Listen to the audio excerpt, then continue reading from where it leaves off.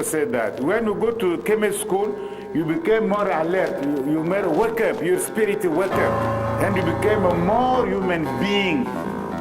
That's your character is built in a school.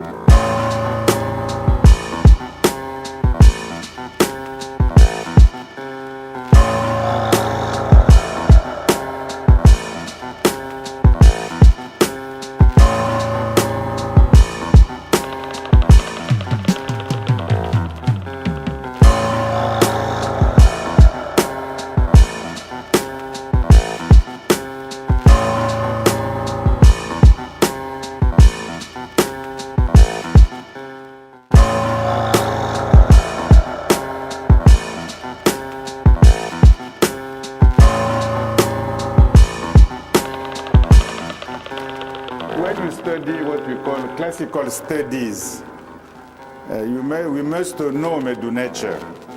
You see, maybe in the future we need to know some heretic too. We need to know Medew Netcher.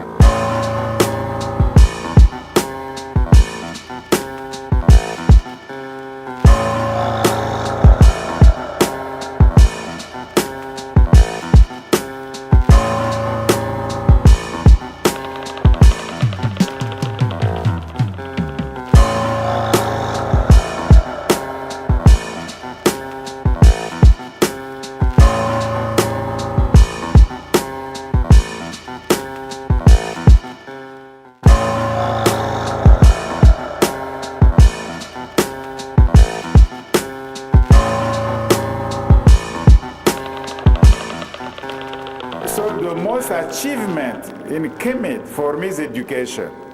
The way they think, they build, and they practice their education is very unique in history.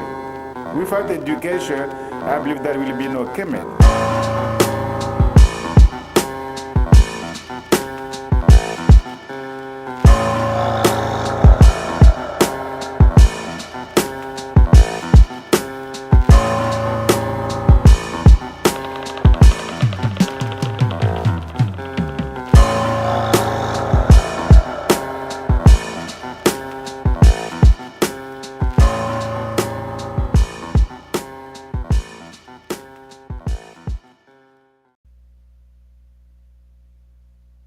ETM Hotep, welcome and peace. This is your brother Wujau.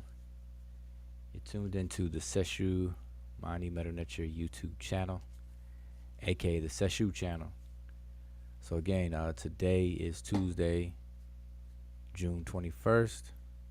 It is the longest day of the year, summer solstice. Around this time, depending on where you are, of course. So just want to greet everyone, peace to you. So hopefully you all had a happy solstice day, whatever it is that you practice, whatever it is that you observe. Hopefully it was great for you. So tonight, well, first of all, let me just address what I do have on the screen right now is our Saber University mobile app. Just in case you did miss the announcement, it is available now on the Apple Store and Google Play. So if you have an iPhone or Android device, you can download it and become a part of the Saber University community. It's totally free. You download it and chime in.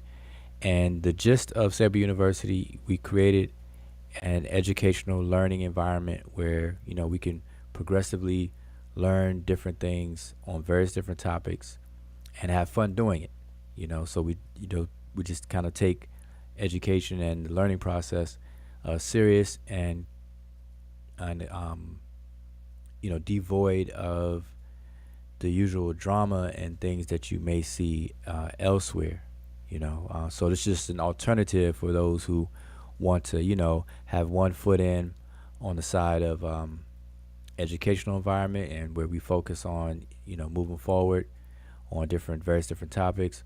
And then the other foot, you may want to be entertained and whip out your popcorn and your cup of tea and everything like that and get entertained with the fussing matches and the drama that we that we see online on social media. All right. So anyway, make sure you download it. All right. I'll probably ask later how many of you all in the chat have downloaded it, but it's again it's free. So let me give a shout out to the brother Donnie, brother Michael. Those are the first two people I see in the chat. So just give you a shout out real quick. So yeah, ETM Hotep to you. Um, all right. So anyway, so we've started the book club, and we've had 2 sessions so far. And let me just go back to it. This is actually going to be meeting review number 2, and today is the 21st. So, this is where we are. So we had 2 meetings so far, 2 get-togethers, 2 meetings, 2 online Zoom sessions where we spent an hour. Now there have been changes made to what we do, and that's basically the time. So we still meet on Sundays at 12 p.m. or 12 noon Eastern Standard Time, but we've decided to extend it to 2 hours because an hour just wasn't long enough. All right, by the time people chime in, 10 minutes have already been eaten up, waiting for people to, get into the Zoom session and everything. And then just that next 50 minutes, 45 minutes is just not long enough to have a fruitful discussion about the portion of the book that we're covering for that session. So we've decided to expand it to 2 hours. And, anyone who may have to leave and can't stay the whole 2 hours is perfectly understood. But we officially just moved it to 2 hour sessions. All right. And so that's going to work out better. So that's what we're going to do and start this Sunday coming up. So if you've missed any of them, it's never too late. The book is the book that you see on the left-hand side of the screen. It's entitled Ethnic Identities in the Land of the Pharaohs by Matic. And it is a good book. I've read it. And, we're going through the book club. I get opportunity to read through it again and have discussions about it. So you can't get any better than that. But it is a really, really good book. And so tonight, I just want to do some highlights of chapter 1, or section 1, as the book calls it. Just highlight some things in the book for those who are not participating in the book club and you're on the fence about getting the book, or you may feel you don't have any time to engage it. But I'm going to share with you all some of the highlights like I did last week. So this is so tonight I'm just going to do a review of some of the highlights within the book. So I'm going to share some of the pages in the book and just go over some highlights, as well as Q&A, open discussion. So if any of you all want to come on in and chime in and share your thoughts or have questions or anything dealing with ancient Egypt, the language, the culture, whatever, feel free. So this is also open mic, open Q&A, Kemet and chill. All right, so I just want to share some of the portions of the book. So let me just jump into that.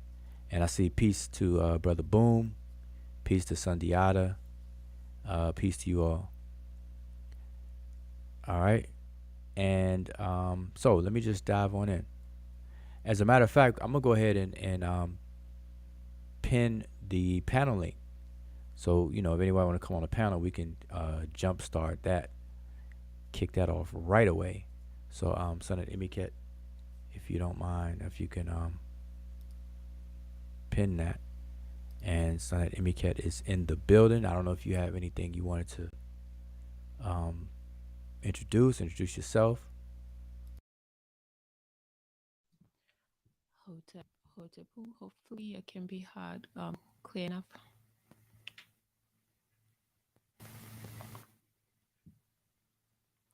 Okay, yes, Hotep Babet then Imiket. My name is Imiket, and I think the book is pretty good. It's not just pretty good. It's actually really, really good. And yeah, so just looking forward to the discussion. Once everybody gets on the panel, so I'm not going to talk too much yet.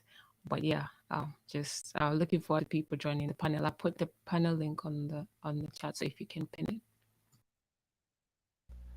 And that is Emiket, Chopped and Screwed. She's coming straight out of Houston, Texas. Chopped and Screwed. Uh, she sound like, I don't know. She's like, yeah, this is Emiket Cool, and I'm chopped and screwed. All right. Not gonna talk much, but I'm gonna talk slow. No, but Emiket, if you can adjust your settings, get your regular voice back. Um, okay. So again, shout out to everybody who is tuned in. But let me just ask. Let me actually put the chat on the screen. So let me ask those of you who are tuned in now. Appreciate it. First of all. Second, um, how many of you all have the book? So that's my first question to the chat. How many of you have this book? The book, by the way, is on Amazon. If you don't have it, it's on Amazon. It's available in Kindle, or paperback. Paperback, I believe, is $20. Kindle, it was actually on sale for only $12 and some change.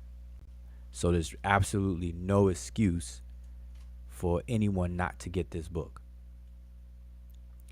And it's also no excuse because a lot of people have been curious or have been chiming in on the topic of the racial identity of the ancient Egyptians. Are they black? Did they call themselves black? Did they name the country after their skin? Did they name the country to tell the world that they were black people? And all of that, all of the different conversations that you may have heard over the years. This particular book addresses those issues head on. And so if you don't have it and you have the change to get it, it's literally change. It's if you get the Kindle version, like I said, it's only $12 and some change. So there's absolutely no excuse. Now, if you don't have time to participate in the book club and meet with us every Sunday, fine. Because we, as I'm doing now, I'm going live during the week and do, quick highlights of different things that stood out in our discussions, and I'll just highlight that, share that with you all, so you can kind of vibe that way. But there's no excuse on not getting the book, and the book is not a long read. I believe I'm not sure how many pages it has because I have the Kindle version, so the paperback may be different. But I believe that even the paperback is less than 100 pages long, so it's not an intimidating book at all. So it's not like a 600-page thick reference book, but it's concise and it's laid out very well. Okay, references, citations, quotes, the sharing of scholarly sentiments and things like that is all throughout the book. It is definitely worth getting. All right, and I'm saying it. I sound like a salesman for the book, but believe me, I have no interest, no business or financial interest associated with this book at all. It's just a good book, good read, and it addressed these issues head on. So I didn't see anybody respond to me. All right, I mean, am I gonna have one of those nights where nobody's responding? And the panel link is in the chat, by the way, and I'm gonna see if I can get it pinned to the top. Okay, while you do that, mic check 1 2 1 2. Just checking to make sure that I'm not chopped and screwed again.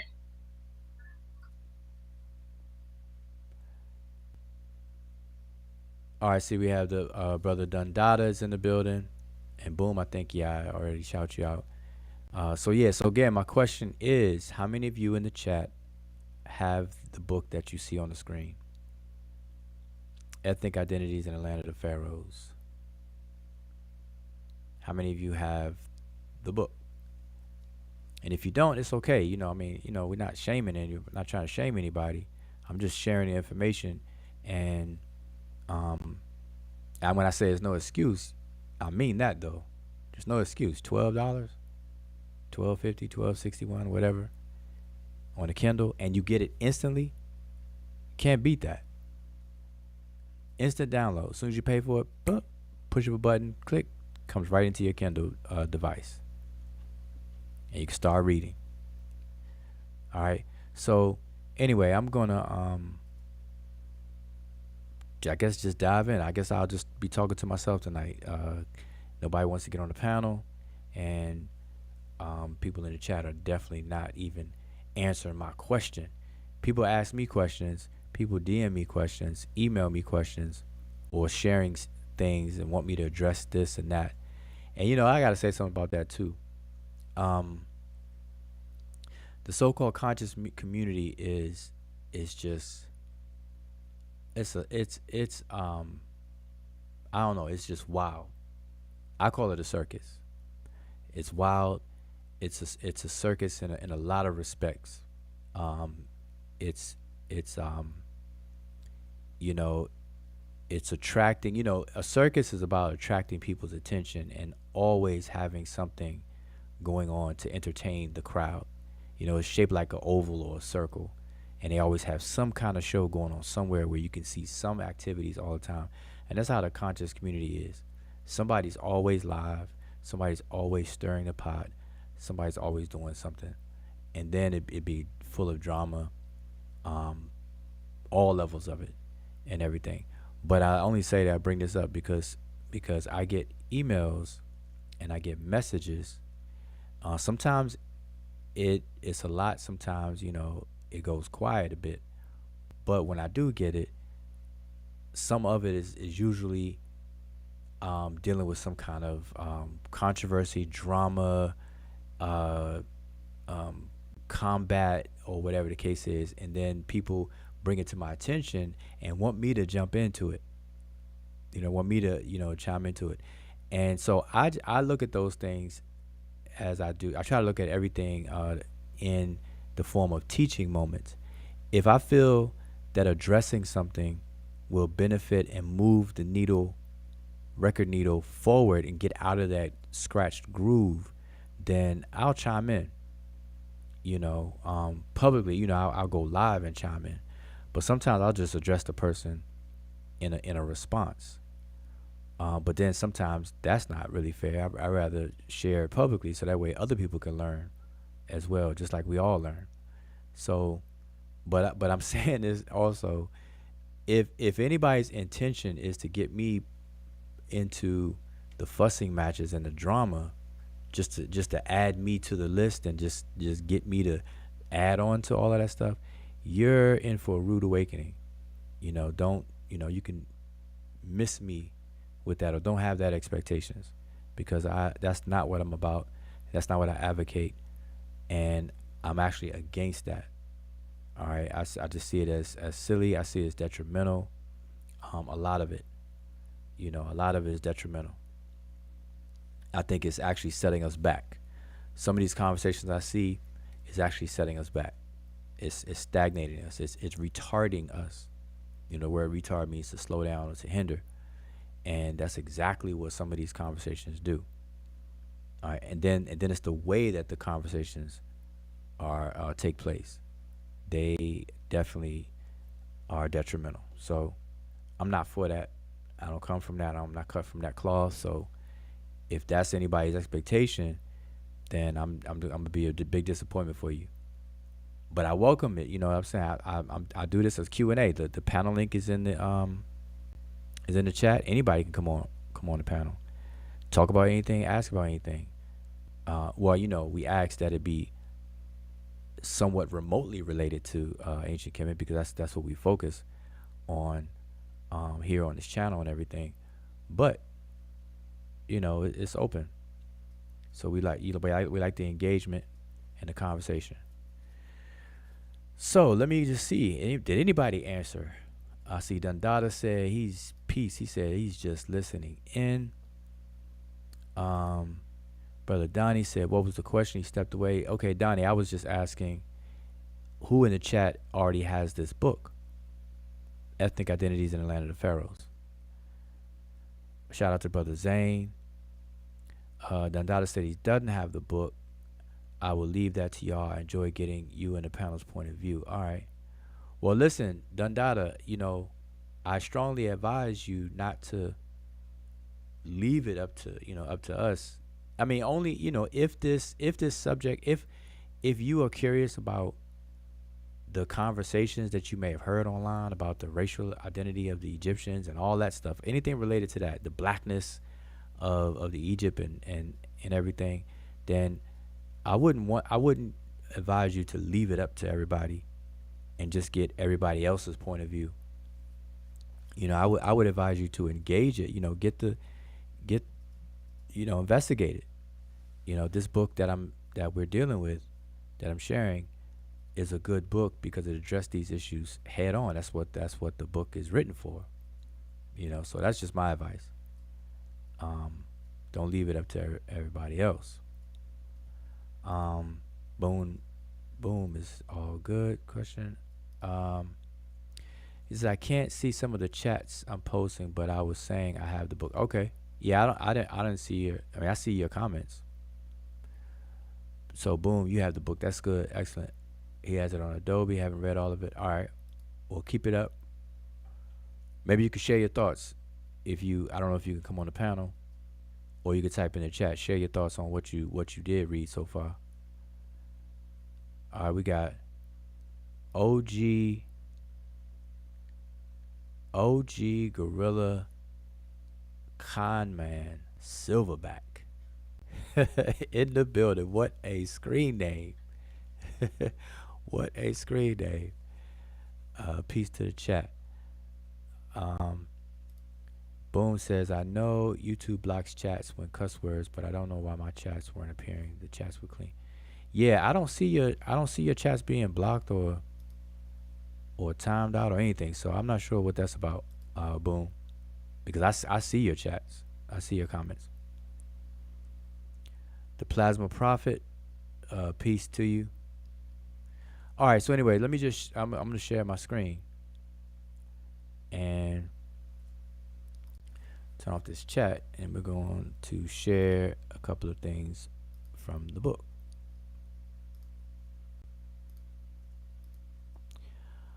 All right, you all have to let me know if you can see it big enough and clear enough.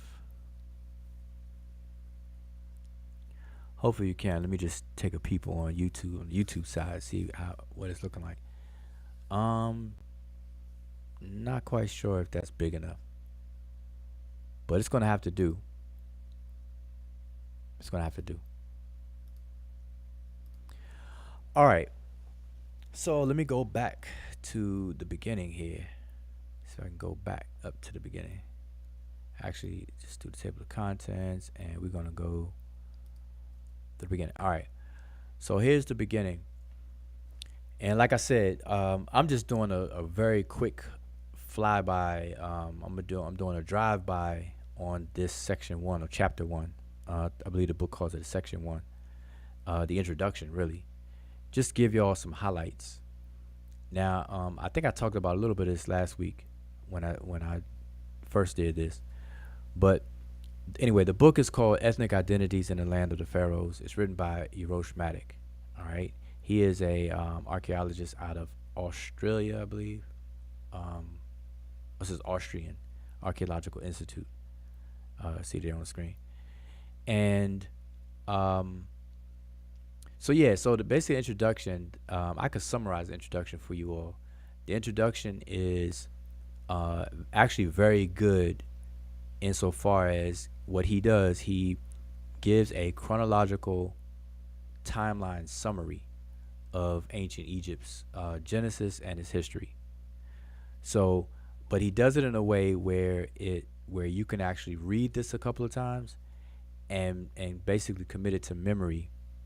Or actually picture the timeline in your mind in a way where it'll help you in your studies, investigation about ancient Egyptian culture. It'll place certain things in your mind in chronological order, and you'll kind of have that in the backdrop. So this is done very, very well. Now, again, I'm not going to read through this. I shared some last week, but it's it's done in a really good way. So it starts off, obviously with the unification of ancient Egypt, the approximate area where this unification started, and what people the takeaway from that part is that people should realize that Egypt has its genesis in the south. By south, I mean southern Egypt, northern Sudan today, if we were using maps today. Southern Egypt, northern Sudan. And the genesis or this trigger to this unification process kind of kicks off and dominates from the Nakada area. And Nakada is an archaeological area that was anciently known by the Egyptians near and around a city called Nub, the word for gold. So we would know it as Gold Town. Or if we Romanized the term Nub and turn it into a toponym, we would say Nubia. All right. So that would be Nubia, the Genesis coming out of Nubia. But now the confusion is that has nothing to do with the Nubia that people talk about. Because when people mention Nubia today, they're talking about the area south of Egypt. The Nubia I just mentioned, or Nub, or Nubit, is in Egypt. It's near. If you look on in Wikipedia, just look up Com Ombos. Excuse me, Com Ombo or Ombos. Those are two different cities that were named in ancient times after the word for gold. Nub or Nubit. Or Nubet. And the one that I'm talking about, Com Ombo, is the Nakada, in the Nakada area. Now, Nakada as a term is known in archaeological circles. You have Nakada 1, 2, 3, or Nakada culture, as it's sometimes called. Gurgian culture, Nakada culture, and you'll hear things, Kerma culture, and things like that, these keywords. In terms of the material culture, because it comes out of archaeology and excavations of these actual tangible artifacts that are dug up and cataloged. And so they call this area Nakada that we're talking about.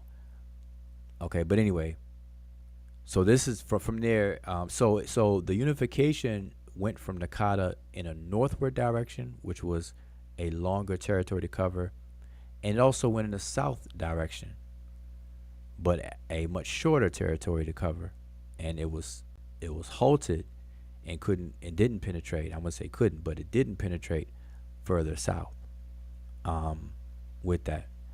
But in general, the genesis of Egyptian culture, the iconography, the symbolisms, and things that we come to know and love about Egypt, it gets its origins in the south, in this area of convergence between Egypt and Sudan on the maps today. All right, so you'll hear keywords like Kustul, the area of Kustul. You may hear of the Kustul incense burner, the Kustul other cylindrical artifacts and things like that. That area, Kustul, is in the area which is what I'm talking about. All right. Between the area, the overlapping area between southern Egypt and northern Sudan. Anyway, but just to get back to this though, so he does a great job of kind of walking you through the chronological history of ancient Egypt. He briefly touches on the intermediate periods, what happened, the expansion, the contractions of the kingdom, and when they occurred.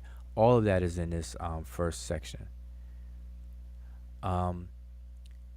So then he moves on to introduce three major questions that this book is going to address. So that's what you see here is A, B, and C. And A, for example, is the question, how did the ancient Egyptians understand their own collective identity in comparison to their neighbors and other foreigners? And can this be translated into a modern concept such as ethnic identity? And then he goes on to say, answering this question is important because we need to balance ancient concepts and our translations of these concepts into our own vocabulary and theoretical discourses. So that's very important because without doing that, all of these conversations are really just take on a willy-nilly character where people are just saying anything and everything and there's no structure to the conversations. People are just really, really getting down and voicing their opinions. They don't have any framework to work with when having these kind of discussions. People are using lookership. They're looking at pictures. They find one picture of Ahmose Nefertari and say, see, the Egyptians are all black. Or the opposite. They'll find a picture of professional mourners who are painted very white or very light yellow in these different scenes and say, see, those are white people in Egypt, or whatever the case is. And then everything else in between. People just argue back and forth. And then you got people who are looking for the Egyptians describing themselves as black.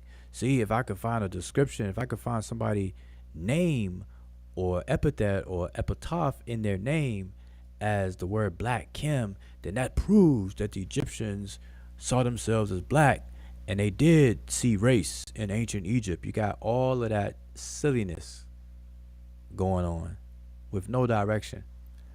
You know, I really think that people need content for their channel, so they just fire up a live stream and just have those discussions. But it's attractive, you know. People are willing to sit through that, and that's cool. Anyway, so he gives 3 questions. Maybe you want to say something? Yeah, I think as with going with what you mentioned, it just shows a difference in approach when dealing with this particular type of study, especially when you're trying to answer questions that regarding ancient cultures, is that the difference between trying to find, like, going through texts, going through dictionaries, translations, English translations, let's say, trying to look for the word black to see, like, oh, did the ancient Egyptians, describe themselves as black? Because we in 2022 describe ourselves as black. You will see the approach that what people would like to call the experts are taking, or people who understand what this is all about take. Because in his questions, in the 3 questions, the very first question that he asked, which is what the approach that everybody should have been taking, instead of trying to look for the word black or anything like that. And then if you find the word black, assume that it means a skin color or a description of a social construct. Is that he says, the first thing that you need to ask is, how did the ancient Egyptians understand their collective identity? Like, how did they what did they use to describe themselves? So you do not impose what you think you know about the way you describe yourself in 2022, but you ask the question, how did this particular people that I'm trying to understand, how did they describe themselves? What was their way of identifying themselves? And that is always the best approach, where it's like you put yourself in the in the perspective of the people that you are studying. And that was actually a very, very big difference when I was reading, when I started reading the book, and just saw that first question right there. And you already know that asking that way, then you're bound to, even you're either going to find the right answer, or you're going to, even if you don't find the right answer, you are actually taking the right steps of trying to answer a question, as opposed to what I've seen people do. Yes, indeed. So as you can see, just briefly, get my cursor back over here. That was the first question. All right, I'll just highlight it so you all can see where it is on the screen. Then the second question that this book addresses, high level, how did early scholars in the 19th and early 20th century approach ancient Egyptians and their neighbors, and are there remnants of their ideas in contemporary Egyptology? And he gives the reason. He said the reason this question has to be addressed is that more often than not, certain ideas belonging to a disciplinary past emerge in a new form in contemporary scholarship. So what he's alluding to, what happened? Oh, excuse me. What he's alluding to is scientific racism, racism in general, that was prominent during the genesis of Egyptology, the birth of Egyptology. All right, remember, Egyptology got its start in the early 1800s after the decipherment credit is given to Champollion.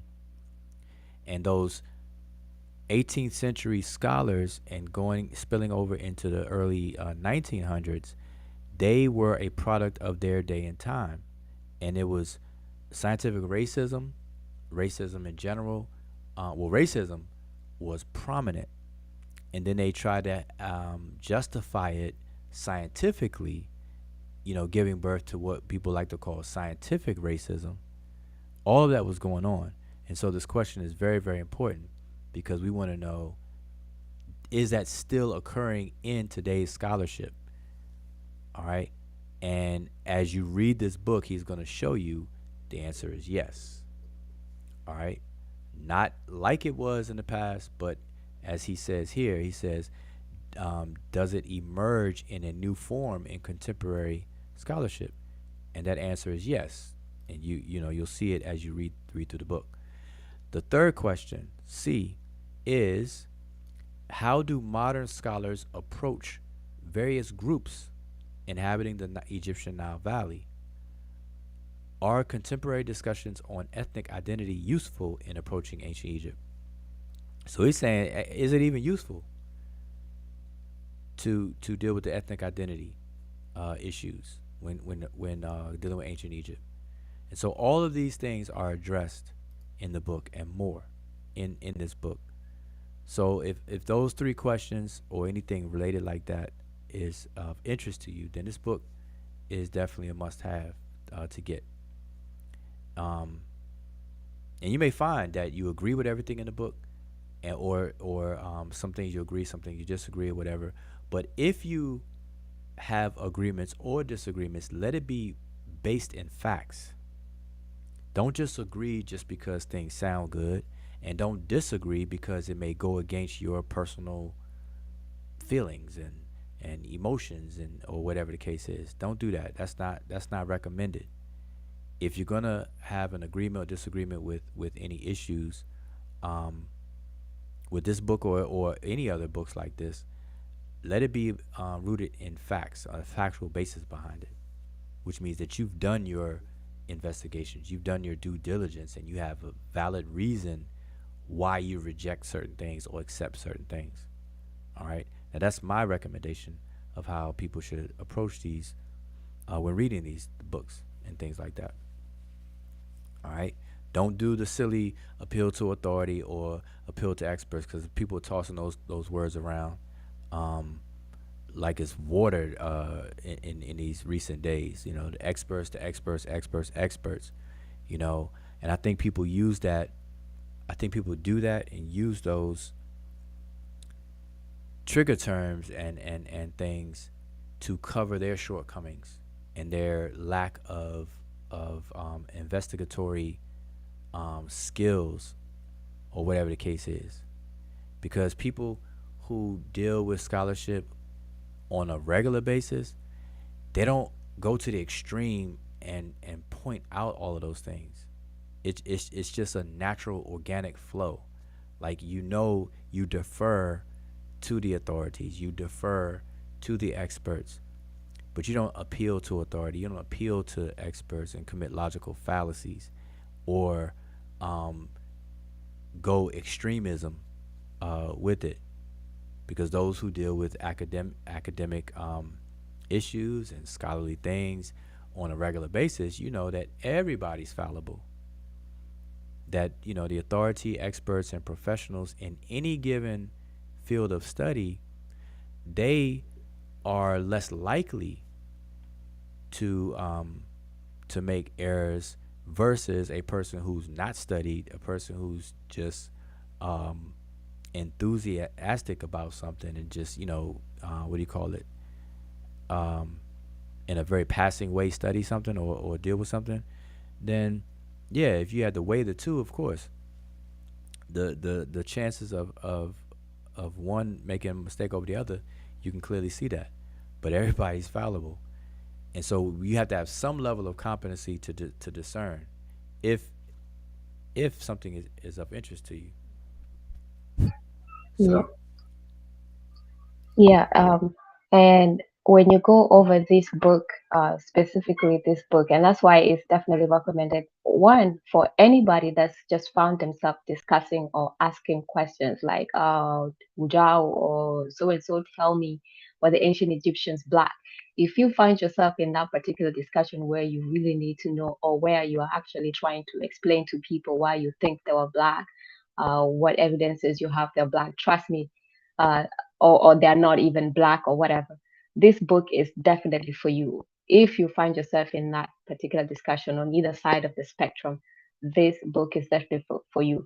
And then for those people that of late is it has been very fashionable to throw in the word experts. We listen to the experts and what do the experts say.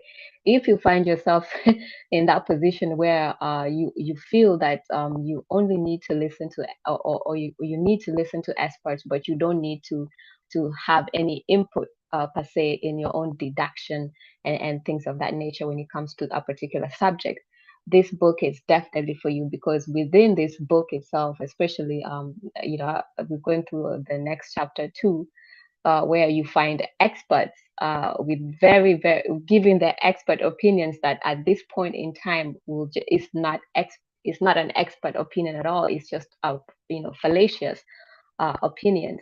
So and then so you actually see how experts can get it right and how experts can get it wrong. So if you've been in that position, or if you find yourself in that position where you have no idea how to think for yourself and only need to listen to the experts, then definitely this book is for you. Now, if you find yourself on a person that talks about Egypt and the blackness or the non-blackness, and you also find yourself talking about the experts and whatnot, hey, trust me, this book you definitely need it, because all of that will actually get cleared out for you. It will get cleared up for you to a point where you actually have to understand and just go through what has been said. For the most part, is that you have to have some kind of competency, because if you don't, then you will get thrown in this pool of confusion when you see experts saying A and the other expert saying Z, and you don't know where to stand. So yeah, so that's just my suggestion for those kind of people from the part that I've already read in the book.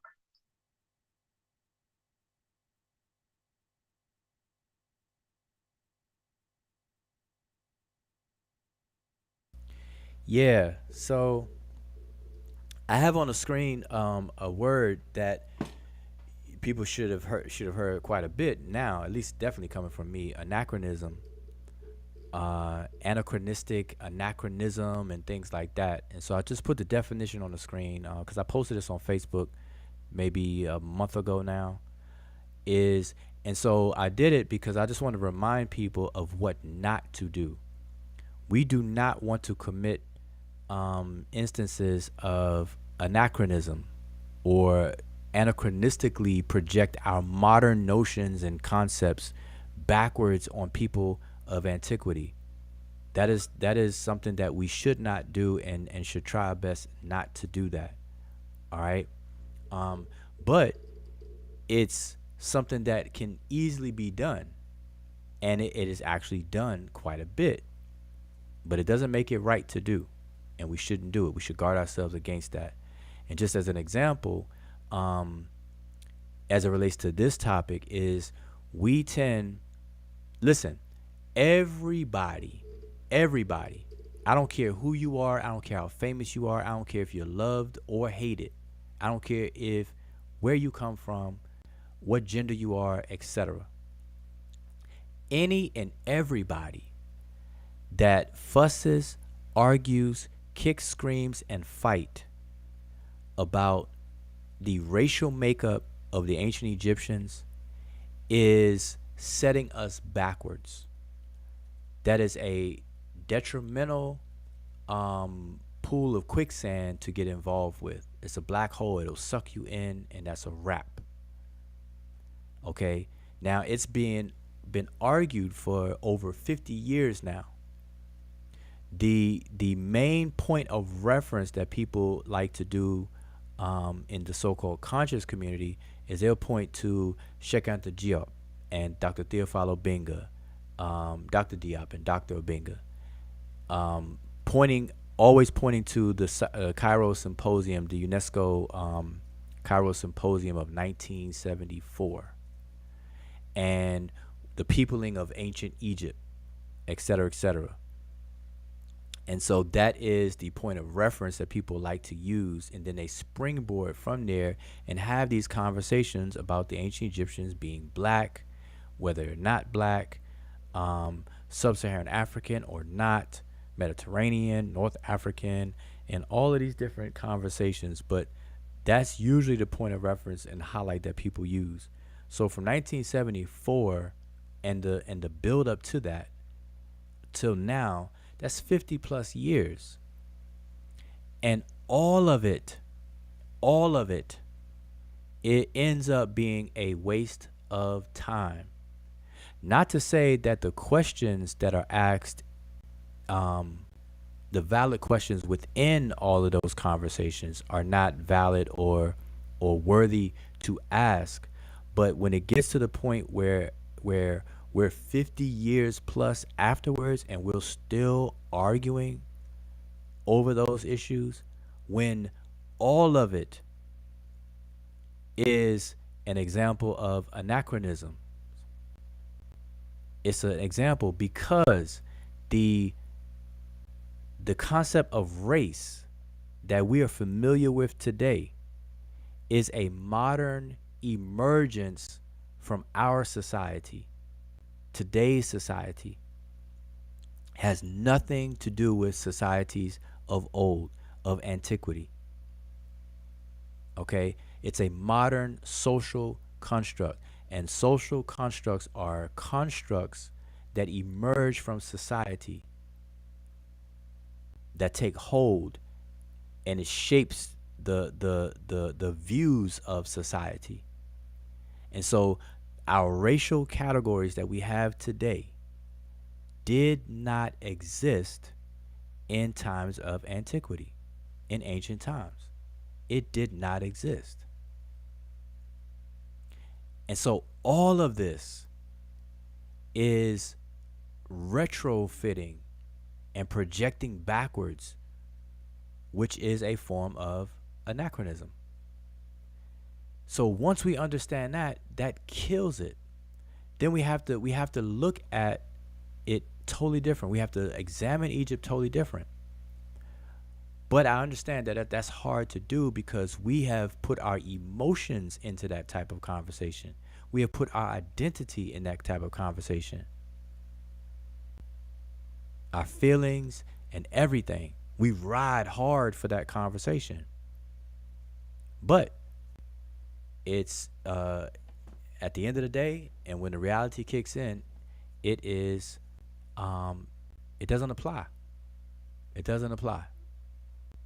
And some people who kind of sense that, they'll switch up the conversation. Well, if the ancient Egyptians were alive today and walking around in downtown New York, Manhattan, and Brooklyn, or in the streets of DC and everything like that, would they be called a black person or not? And so they want to do it that way to keep the conversation going. And that's further proof that people don't understand, any of this, and understand, the anachronistic nature of that whole conversation. So again, just to put this book back up here, this is why I've chosen this book as our first book in the book club, because I'm gonna tell you, After reading this book, if you still feel that you have to argue, fuss, fight, and whip out your pom poms and do live streams over and over again about the blackness of the ancient Egyptians and all this other kind of stuff, you need to go seek therapy. You need help. You need help. There is no way after reading this book that you would keep up with that silliness. There's no way. Because this book sets things straight in terms of how to approach the ancient Egyptians on the question of their collective identity, how they saw themselves, what were the rules of inclusion of Egyptianness versus the exclusion of foreignness. How did they see people as foreigners?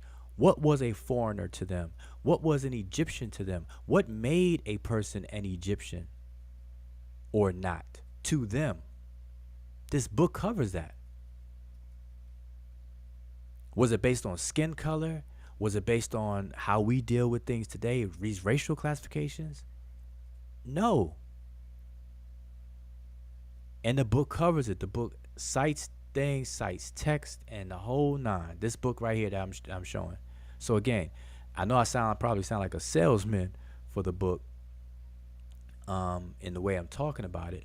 But now, if any of y'all caught wind of my conversations about the book named African Philosophy by Dr. Theophilo Benga, you would say the same thing about that book. Like I ride hard for that book. Like that's the book I tell people to get.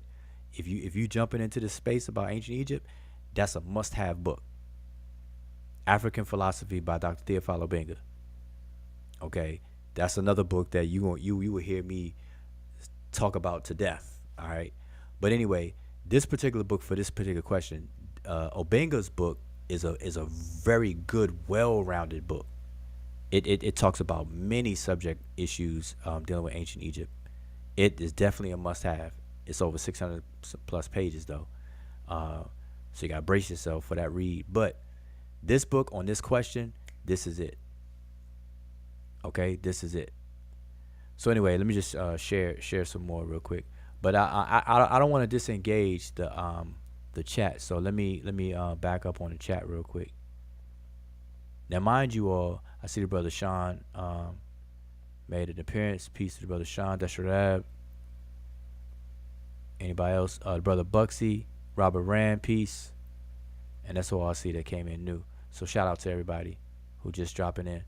So remember, the panel link is posted, so y'all can come on in and hang out for a bit. It's 10 p.m. Tuesday night. Got a little time, so we're just hanging out. This is a Kemet and Chill Q&A, but right now I'm sharing highlights from our discussions from within this publication that we're dealing with, our first publication in the book club. All right. Now let me say something too. Now I personally know a few people that have this book, that got it, because we brought it up and everything.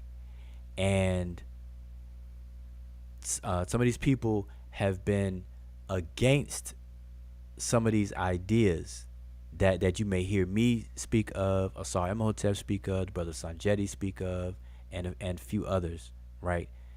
They'd be against it.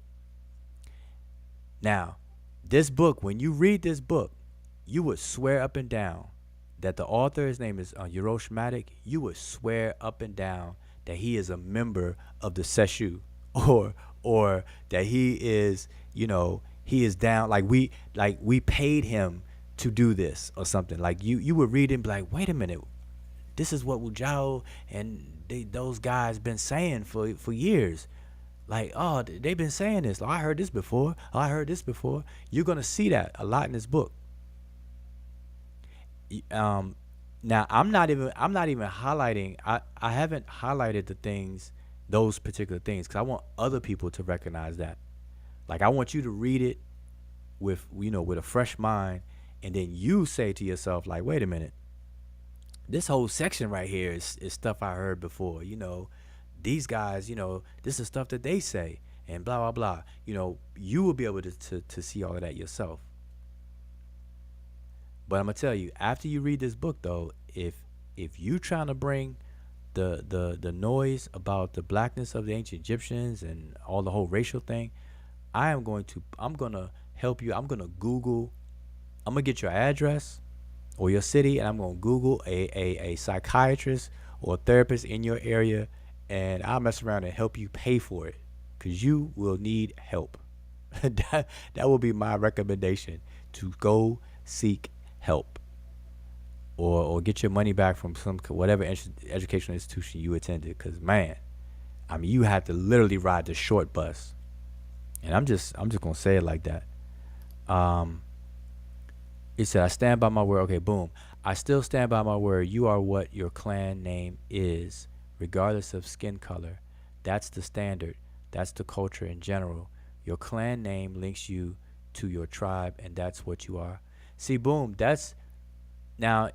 I know you said you have the book and you haven't completed it yet, but when you read this book, you're gonna, that's not standing in contradiction to the reality. What you said, the book and what you're saying is not in conflict, and what we've been saying, what I've been saying, and speaking for myself. um this is the reality. you know um so there's no conflict on that, so you can definitely stand on that word, and with confidence. Let me see what else. If you know that, then there's no need to search for skin color. Correct. Because you'll know by default you're not them, you're not my people, either, regardless of your skin tone is the same. Exactly. Boom. That is 100% on point. 100% on point.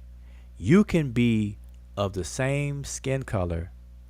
You can have so many similarities in appearance with another person. Let's just deal with it on an individual to individual level, not even a group to group. And that person who looks like you and is very similar to you, to the point where an outsider will say that y'all must be brothers or sisters or whatever the case is, but you two as individuals are not the same. You don't speak the same language. And language, as this author points out, matter of fact, let me get to that point. Let me get to that point in the book. Let me share that point in the book.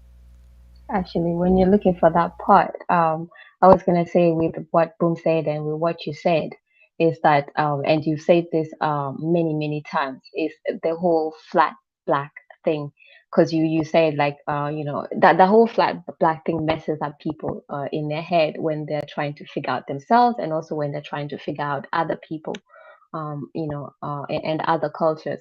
Because like you said, one of the things that people do is like, they will say, well, if he was an ancient Egyptian and he got, would he be a person that would get stopped by a police, just like I would get stopped by police, and then we're the same people, we are black. See, that's where people get it wrong, um like Boom said, like me and Boom probably will look the same, probably have the same skin tone and everything, but I know Boom himself will never say that he's one of my people in that instance, where he'll be like he's a Luo person, because I know that he's not, and he himself, he knows that he's not, and I'm not one of his people in that particular context. And we never actually say that we are. We understand that out here on the broader level we are, identified as black on that highest scale.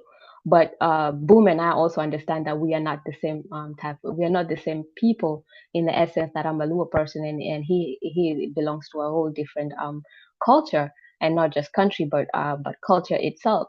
So that is one of the things that people need to understand, because if you're having trouble understanding that, and even the ancient Egyptian culture itself, then you clearly will have difficulty understanding African cultures too.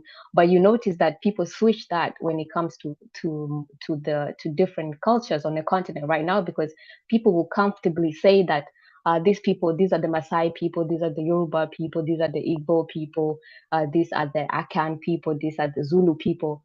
And they understand that they're talking about people that they refer to as black people, but they also understand when in those sentences, when they describe those people from in their cultural context, that these people do not see themselves as, for example, a Yoruba person does not see themselves as a Maasai person, and a Maasai person does not see themselves as a Zulu person. So when they say that, they completely understand it, but then something goes wrong and switches off when it comes to now ancient Egypt and Black people in modern cultures, like in the modern context of racial identification. Then it switches off with that, but it doesn't need to switch off, because it's the same way you understand that there are certain Black people all over the continent that do not see themselves as the same kind of people, and you know exactly how they identify themselves. Is the same way that concept that people need to use when understanding ancient Egypt, and why it said that you don't want to actually impose the modern racial context into it.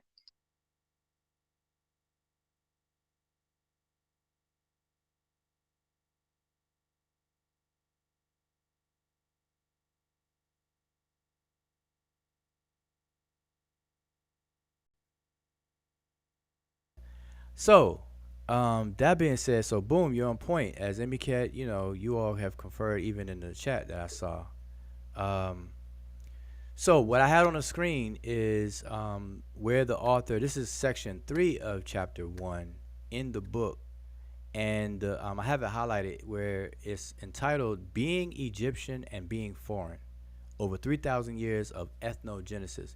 And so right here off the rip, the author lays a few things out. And so I'll just read this little section here. It says, Egyptian could be anyone who inhabited the urban zones of the Nile Valley. And then he quotes the sentiment of scholarly works such as Asman, Espinal, and Moers. That's one. Number two, an Egyptian could be anyone who spoke the Egyptian language. 3. An Egyptian could be anyone who worshipped Egyptian gods. 4. An Egyptian could be anyone who was loyal to the Egyptian state, no matter if he or she was born in Egypt or not. So the first paragraph of this section lays out the case. Then he goes into further detail and speaks about each one of those things that are separated by commas.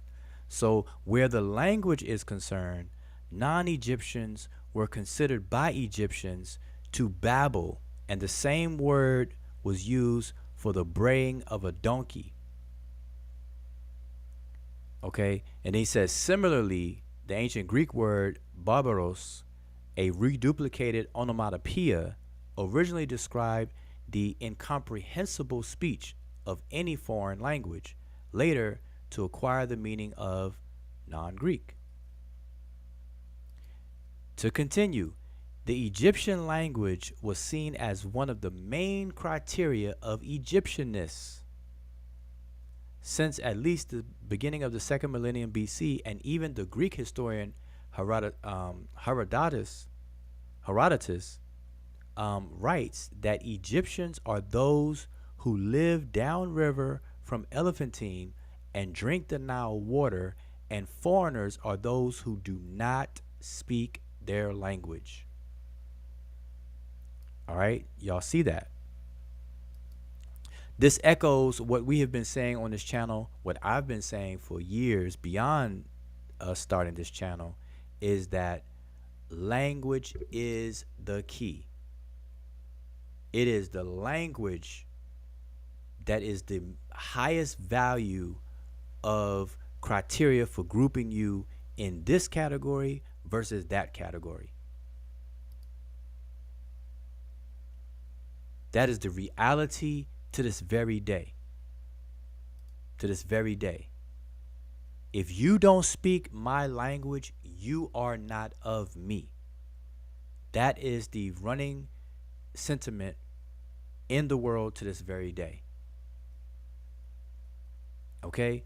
So again, like I said, I'm not going to read this book to you all. I'm just highlighting some things. So I just wanted to support what I said earlier, where the author talks about the language being one of the criteria, the main one at that. But he goes further into the other criteria in terms of worshiping Egyptian gods, in terms of inhabiting. Now check out how he words it.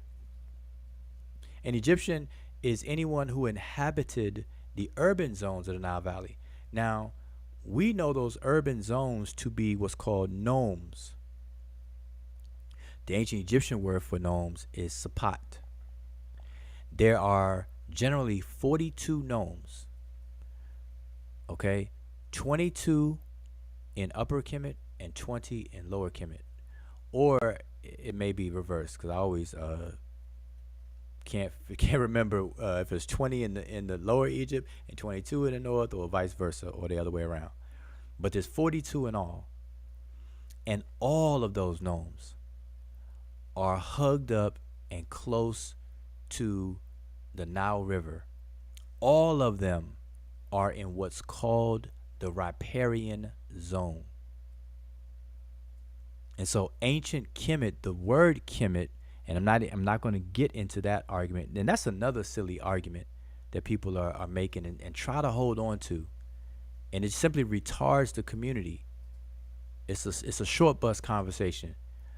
But Egypt at all times was really seen as the riparian zone of their total territory. And by that, I simply mean that there was a dichotomy in the minds of the Egyptians. There was the area called Kemet, and then there was an area called Desheret. Everybody lived in Kemet, and very, very few people lived in Desheret. But yet both Kemet and Desheret was a part of the kingdom, the geographical territory of the kingdom.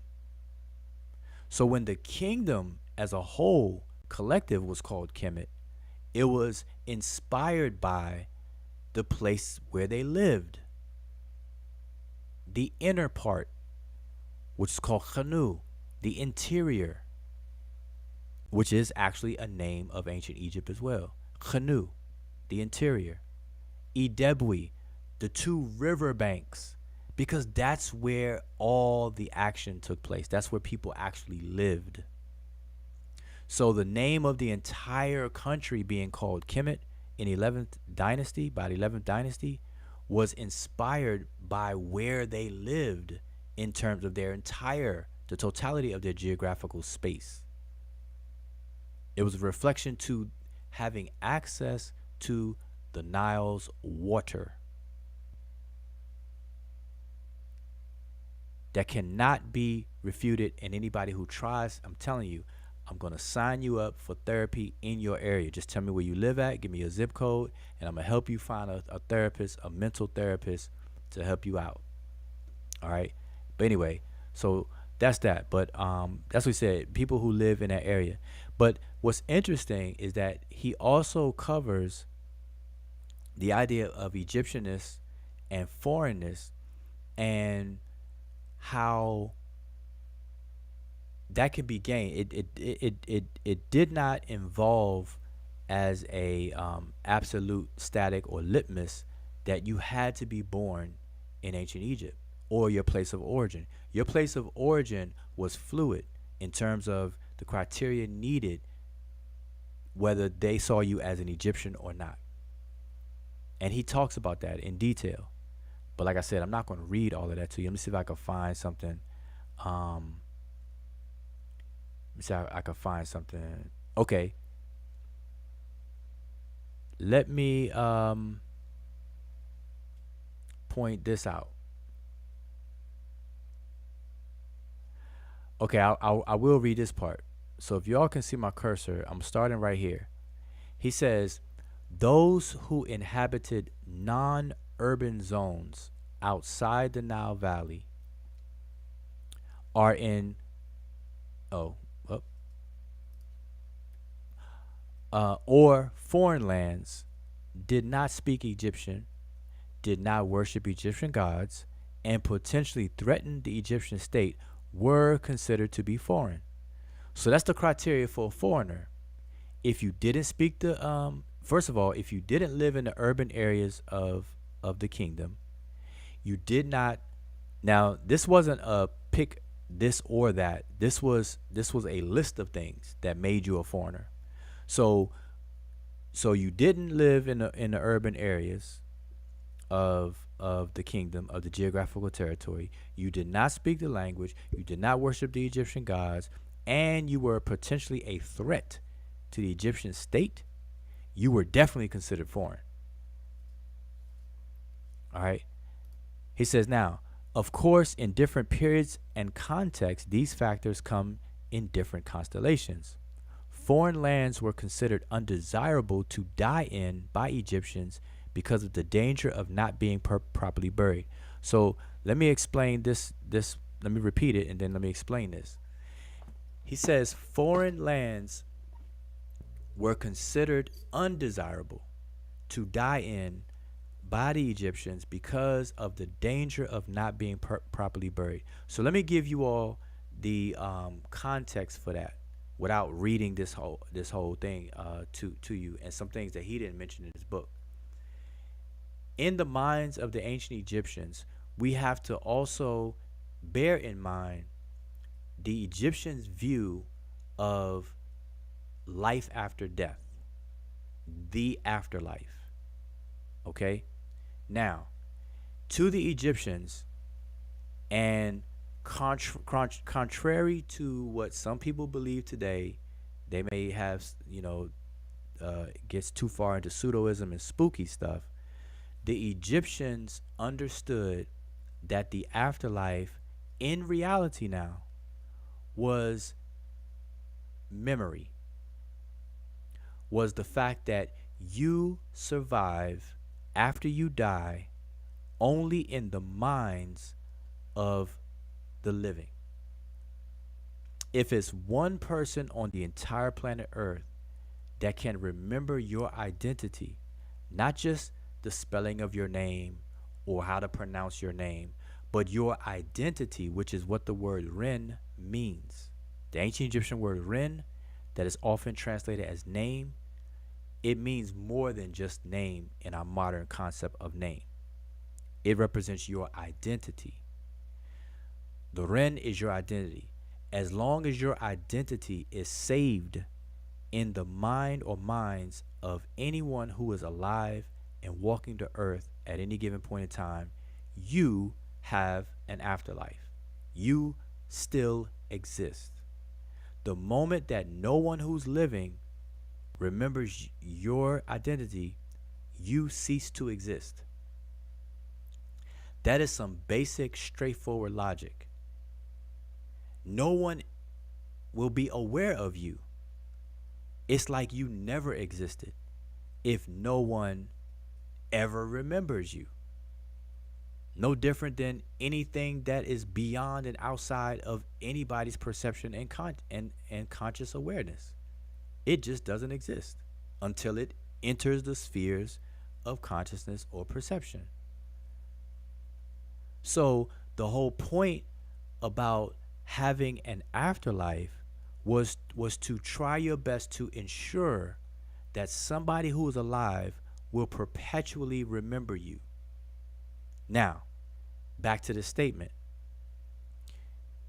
The ancient Egyptians always, and this is not just restricted to ancient Egypt. This goes on to this very day on the continent and in other indigenous cultures on other continents. People always seek to be buried in their homeland, where they come from, where they grew up at, because you have a more likely chance to be remembered in your homeland than you do in a foreign territory. That's what I mean by proper burial. Because in ancient Egypt's time, the people that was responsible for your burial were usually your family members. If you have a son or sons, or children, period, your daughters or your sons, it will likely fall in the hands of your sons. But if you don't have sons, your daughters will take on the responsibility to give you a proper burial, perform all the rituals, to set up your shrines, and so on and so forth. And in death, they take care of your tomb. They perform and do things on a regular, consistent basis while they are alive and you're dead or you're deceased. They will continue to remember your name and do certain rituals to keep that name in the memory. And it's through them that they can share your identity with others, and then your identity will sit in the minds of others, and you'll have a greater and greater chance of being remembered. And by having a greater chance of being remembered, you have a greater chance of living after death, having an afterlife. Not you physically walking around. That's not realistic, and that's spookism. But your identity, the identity part of you, will continue to perpetuate itself. And it's through your family, through your close family, close friends, people who knew you. That's why it's preferred to be buried at home and not some strange foreign land where not as many people know you, if anybody knows you, etc., etc. That was the fear. Because if you get buried elsewhere and you're forgotten, you cease to exist. And that was a fear in the minds of ancient Egyptians. Nobody wanted to be forgotten. Okay, so I say all of that to say that is the context in which this author is making this statement, or the reasons behind the making of this statement. So the author goes and cites a story that we often talk about, the tale of Sinuhe, or the story of Sinuhe is one example. Then you have the story of When I'm In, and they misspelled it there. It's spelled it correctly right here. When I'm In. If you compare those stories, the highlight of the story is you have in a sense of Sinuhe, you have a person who was born and raised in Egypt. For whatever reason, he leaves Egypt and he becomes successful in foreign land and raises himself in the ranks of foreign territory and becomes somebody important in foreign territory. But when he reaches old age, he wants to come back to Egypt to be buried properly and to be buried in Egypt. That was like very important to him. And long story short, he comes back to Egypt and he has to be re-Egyptianized and then given an Egyptian burial so that he can have life everlasting, or an afterlife, by being remembered at home. And so he cites these two stories and goes into that. So that's textual support for the facts of the things that I'm saying and that the author covers here. Okay, so just wanted to give you all that context. Then he goes on to say, being buried back in Egypt was related to being close to the place of one's life on earth, even in death. All right. So just wanted to point that out to y'all. Let's see, what else can we point out? Let's see. Now, another interesting thing that the author points out is that within the context of ancient Egypt, the ancient Egyptians saw differences among themselves. So you have these two high level things: Egyptianness versus foreignness. But even within the Egyptianness of everyone, they still recognized differences. Now, and he talks about it right here, the localism. Okay, and like I said, I'm not going to read these things. I'm just kind of giving you all some highlighted commentary about it, but I'm highlighting it on the screen. So if you end up getting the book, or you had a book, you can go and you'll go to this portion where I'm talking about. But so let me give you all the 411 on this issue. So now remember this, And hold on, before I say anything, let me go to the chat because I don't want to disengage from the chat. But let me make my point, then I'll see who's saying what. Um, Now remember, ancient Egypt is the result of the unification of two things. Now, when those two things unified, the two separate things did not cease to exist. So Egypt was a simultaneous unity and a duality, a unified duality. That's what Egypt was, a unified duality. It's not that anymore today, the Arab Republic of Egypt, but ancient Egypt was a unified duality. Now, the way we say it in the Egyptian language is Sama Tawi. The word Sama, or people say Sama, Sama means unified, something that is united. And Tawi is the dual masculine form of the word Ta, which means region. So Egypt at all times was the unification of two regions. Those two regions stayed two regions, they were just unified under one umbrella. Now, I'm saying this because also at all times, the ancient Egyptians saw the difference between the two regions in terms of their collective or a portion of their what we would call ethnic makeup. So evidence of this is within the language itself and in texts that makes mention of this more directly or explicit. Okay, so the author of this book, he points out a couple of those issues. So for example, the Egyptians saw that the delta, and mind you, this is another reason why I have advocated for the longest time now that people in the conscious community, the circus community as I call it, stop referring to Egypt as the Nile Valley civilization and upgrade that statement to say Nile Valley and Delta civilization. Add Delta in there, because if you don't, you're disrespecting the views of the ancient Egyptians. The ancient Egyptians saw their kingdom as two things united, the valley and the delta. So much so that they knew and understood that the delta region was different than the valley region in many ways. One of the ways is in their language. You had delta talk and valley talk. Now they didn't call it that, but you had delta speech and valley speech. And there were times where one from the valley and one from the delta could not understand each other fully. It was like this hit or miss dialectical thing going on.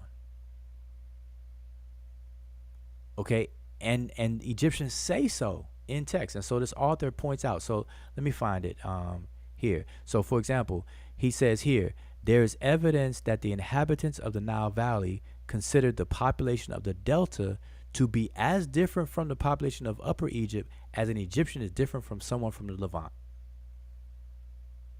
Do I need to read that again?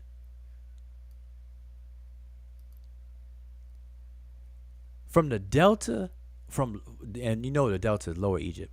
So the Egyptians, there's evidence showing that there are points in time where the Egyptians saw each other, although they were Egyptian, but somebody from the Delta versus somebody from the Lower Egypt from Upper Egypt was just as different from a person who was from the Levant. All right. Now, he quotes the story of Senuhe again, the tale of Senuhe, where he describes himself after fleeing to the Levant from Egypt, quote, like a Deltan, which is to say when you say ta mehu, People think that that word means white people. That's absolutely wrong. Please correct people when they say that. Whenever you hear people say Tamhu or Tamahu, and they try to refer to Europeans or white people, stop them in their tracks, please. At this point, it's just annoying to hear that. But anyway, the Deltian is the word. The word for Delta or Lower Egypt is Ta Mehu. That's the full phrase, Ta Mehu, which is the region of Mehu. Mehu is a word that means submerged. Okay, something that is submerged at the bottom, and that is the part of the territory that was at sea level. So it was submerged and swampy. It was the marshy areas of the country. That's the fan out, the V shape on the map that you see near the Mediterranean. That whole entire area is called the Delta, but that's Ta Mehu. Okay, so you have those people there. We say Delton. So he described himself like a Delton, seeing himself in Elephantine, like a man of the marshland in Boland. Now he puts parentheses Nubia, but Boland we know is the word Ta Seti. If you go inside the text itself, it will say Ta Seti. Now he also quotes the papyrus of Anastasi, where he says 100 years later you have the similar thing going on, where quote, the speech of a Delta man with a man from Elephantine is attested. These texts testify to ancient Egyptians' awareness of the difference between people of their own land being comparable to the differences between them and foreigners. Okay, so he gives these citations where y'all could look it up. All right, so then the author goes into what people try to use, the Great Hymn of Aten. I know y'all seen on some people's YouTube channels where they try to argue backwards, have that short bus argument about, see, even the Great Hymn of Aten, the god, he separated people based on their skin color. So of course the Egyptians recognize skin color. Wrong. It's not dealing with anything that we think of today. And I explained this in our session on Sunday. But this author, he quotes the two sources, the papyrus of Bulaq 17, which is a famous papyrus when it comes to distinguishing the population between characteristics and things like that, and also the Great Hymn to Aten. All right, and then he quotes that. Now, what's interesting about that? So I'll just share this with y'all. Then I'll chime in with the chat, because I don't want to keep running my mouth and not engage the chat. But before I even wait a minute, where I go? Okay, he quotes here the hymn to Aten. But I want to point out something to you all. I know you all are familiar with the god Khenmu, aka Khnum. The way we say his name is Khnum, but if you look in the glyphs, it's more like Khenmu. But the god Khnum, who everybody's familiar with, he's the potter god, the clay god. He's the one that molds something on the potter's wheel. All right, if people are familiar with that. Now, Khnum's name, the word Khenmu, it means to join. To join. That's what his name means. So this is the god of joining things or whatever, okay? Now, one of his major epithets is Kedu. Kedu, the word Kedu. And Kedu is often translated as builder or fashioner. So he's known as the god who fashions people on the potter's wheel out of clay, right? But now here's what's interesting is that although the word Kedu or Ked means to build or to fashion, there's also a word Ked and Kedu that means character, meaning your character, whether you have good character, bad character, stuff like that. That word character. character. All right. And the Egyptians are known for playing on words. And there's so many texts that I could show and demonstrate that. But for now, just understand what I'm saying. That Khnum, people believe Khnum are molding human beings on a potter's wheel. Now, number one, the reality is that that can't be done. You can only shape cylindrical things on a potter's wheel because the potter's wheel spins, and you have to put the clay in the middle, and you have to mold something as it spins symmetrically and cylindrically. You cannot mold anything that is not cylindrical on a potter's wheel. Try to mold a square on a potter's wheel. I dare you. I dare you to mold a square on a potter's wheel. I dare you. You can't do it. But anyway, my point is that you're not molding a human being on a potter's wheel, no matter how you try it. Unless you just have a cylinder lump of clay, it's not going to look like a human at all. So that story should never, my point is that story should never be taken literally. There's some figurative expressions that stand in for realities that people don't try to get into. And I'm not going to get into that tonight. But the point is that Khnum is the god of fashioning or molding the natal character of human beings. Your nativity character. Then the rest of your character is molded and shaped by your circumstances and experiences in life. But that character of nativity, of birth, is given under the responsibility of Khnum, Kinmu. He molds and shapes that and gives it to his wife, who therefore implants it in the woman who's giving birth to a child. And you can see this on the walls of the birth of Hatshepsut. When she tells her story of her divine birth, which is part of the propaganda of kingship, because she's not the only one that does this, but hers is the famous one. If you look into Hatshepsut's birth, where Amen, the god Amen, is her father, he commands Khnum to mold and shape her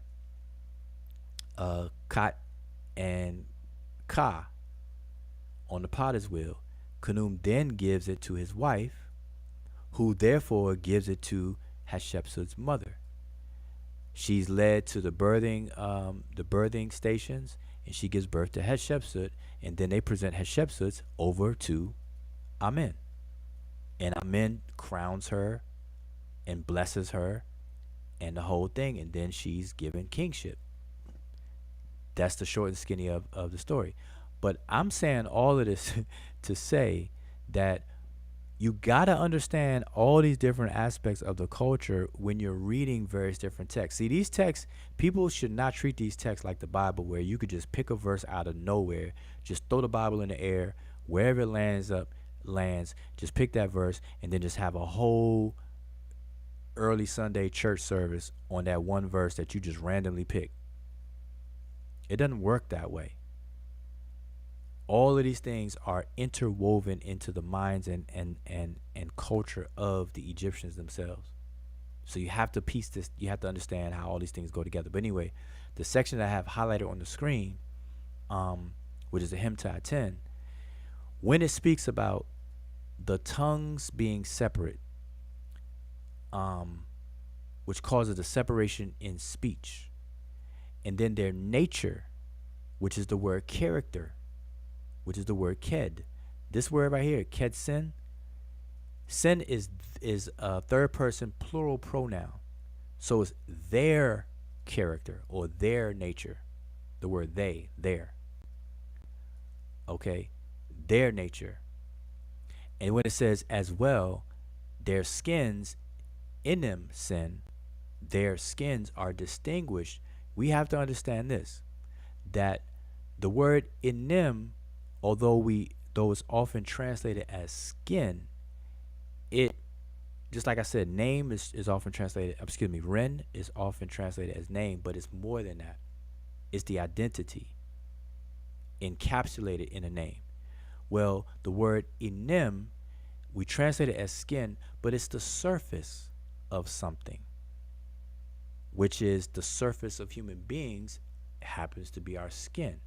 The surface of animals happens to be their skin, i.e., and slash fur. The surface of a table, the surface of whatever. It's similar to the Greek word ops in the Greek word atheops, because atheo or aether is a combustion or fire, right? Burn. And then ops, they say it means face, but it doesn't mean face strictly. It means surface. So it means burnt surface, not so much burnt face like the face on our on our on our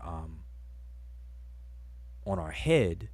It's the face of the entity, which is its surface. So inim is the surface of something. Now the concept behind this is that the surface is what's seen. Now, the condition of the surface of anything is a reflection of what is transpiring beneath the surface. So, for example, human beings, if you have good skin, then it's, or let's go the other way. If you have bad skin, if you constantly have breakouts, acne,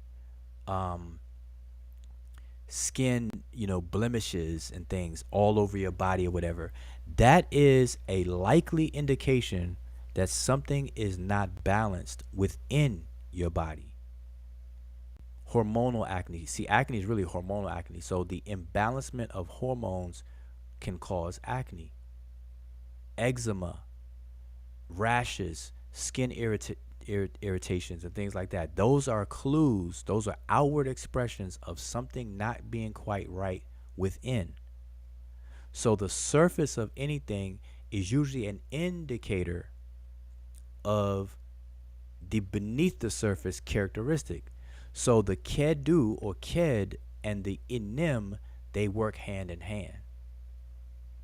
So when the deity Atum or Aten in this case is said that he groups people based on their tongue, speech, their character, and their skin, these all go together to say that he categorized things people based on their similarities versus their differences. Now, if you take this story and you compare it to the Judeo-Christian idea of something similar, you have to turn to the book of Genesis. In the book of Genesis, it talks about, I think it's chapter 10 or 11, the tower, wherever the Tower of Babel story is. You have the leader of humanity, a guy named Nimrod. He is leading the people at a time where they're all one, and they're building this magnificent tower that's reaching heaven. God doesn't like it. He sends his boys, called angels, down to see what's going on. And they come back, tell God, hey man, these folks out here, boy, they out down there tripping. They're building this magnificent tower, and before you know it, they're gonna be right at your doorsteps, God. And God was like, oh no, can't have that. So let's go down there and confound their tongue and split them up and create nations out of them. So nations become synonymous with differences in speech. Right there in the Bible. That's what they call the Tower of Babel. They switched up the meaning of the word Babel. Instead of it meaning gate or doorway, they say Babel means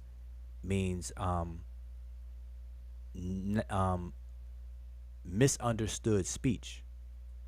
Like, oh man, you're babbling on. You're just speaking babble. Like, I don't understand what you're saying. Babel. The Tower of Babel. the tower where babbling took place, where the division of people occurred based on their speech. Well, this story in that you see on the screen here is saying the same thing in terms of the categorization of people based on their speech. Not that there's a God who didn't like a tower in Egypt, because if that was the case, boy, that God would have destroyed the pyramids. Anyway, so hopefully y'all get that. And anyway, that's all I'm gonna share. If anything else come up, cause I'm trying to engage you all in the chat on what y'all think, what you think about what I just said, or anything. So let me stop sharing this. Come up here, running my mouth, 90 miles an hour. All right, so let me get back to this chat. So anyway, shout out to everybody in the chat.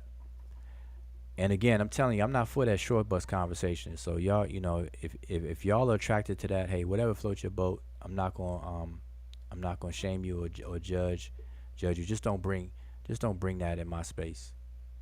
All right, that short bus conversation, that goofy stuff. You got people out here encouraging people to burn books instead of reading books. Like, what sense does that make? You know what I'm saying? Showcasing the burning of books as opposed to actually reading and studying them and comprehending. I tell you, boy, people are definitely crazy out here. The circus community is off the chain.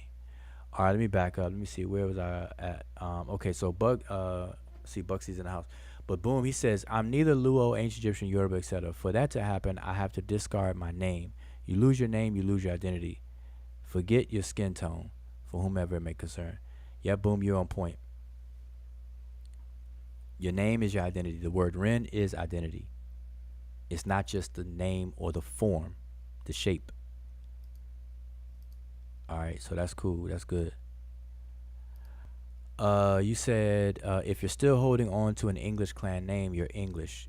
You can yell Africa all you want, but culturally you'll be at the bottom class because of your name. That's facts. That is facts. I'm seeing, boom. I'm glad you're saying it, not me, cause now. But be careful, boom. You're gonna be hated on now, cause you're saying some things that I say, and people, that's gonna rub people the wrong way. So just be mindful. You know what I'm saying? There are no lies in what you said, but you're gonna catch it. I dare you to start your own YouTube channel and say those things publicly. You're gonna be hated on. All right, let me keep on going. He says, get a proper name, then holler about Africa. Stop using skin to try to fit in. Yep. Exactly. Boom is on the road. Boom, you're off the chain tonight. I don't know what you've been getting into. You woke up on the right side of the bed this time. But let me add something to that though, boom. What I see in this circus community, people are really commercializing Africa all the way around. Not just Egypt. Egypt is probably the biggest commercialization and romanticizing Egypt. But people are using Africa as a commercial enterprise. Especially African Americans screaming Black African power, Africa, Africa, Africa, Africa. It sounds nice, it sounds good, but at the end of the day, people are only African in a biological conversation. Our recent ancestry, biological ancestry, genes, are found on the west coast of Africa, West and Central Africa. That's the extent that we are African. That's a biological conversation, though. And that's not identity. That's not functional in society.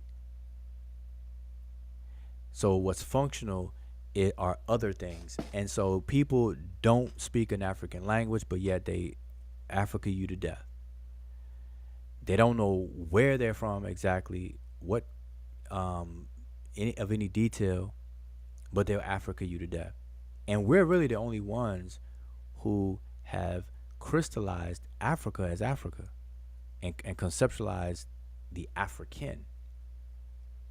Because Africa is a geographical, Africa is a geographical conversation. That's a landmass. It tells you where. It answers the question where? Africa. Where? Americas. Where? Asia. These are continents. Australia. These are places. These are places that answers the question where. It locates you. These are terms of location, terms of geography, whatever the case is. Not terms of ethos or ethnos. It's not that. There is no ethnicity called African. There's no country called Africa. It's a continent, it's a landmass. But anyway, I ain't even gonna go down that road right now. Deshrab, let's see what Deshrab is saying. So we're the only ancients that saw color? No, Deshrab. Every healthy human being that has functional eyesight can see color. So I don't know. Maybe you can kind of re-ask that question. But that's a bit weird. Everybody saw color. Let's see what else we got going on.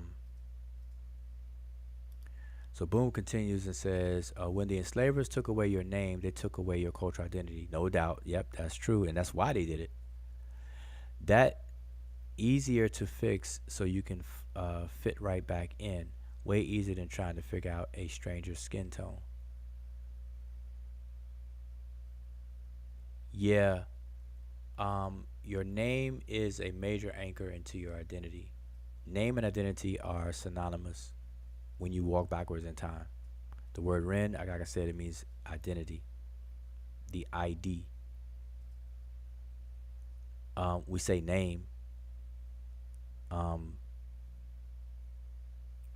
But we also have misnames called, the formal term for that is misnomer, where we have a lot of things that are not named correctly, like driveway and parkway. Those are two famous misnomers. You drive on a parkway and you actually park on a driveway. That's the classic and most famous two misnomers. Things that are misnamed. All right, what else we got going on?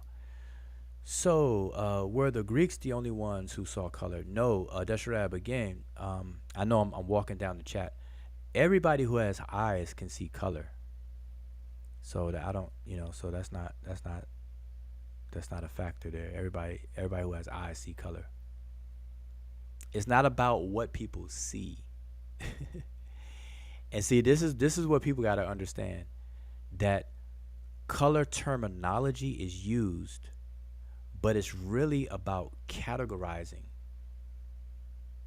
It's establishing categories and classes. So let me give you an instance. Our modern concept of citizenship is rooted in Rome, ancient Rome. Ancient Rome is the culture, and the ancient Romans as a people are the culture and people that advanced and highlighted that concept of citizenry and citizenship.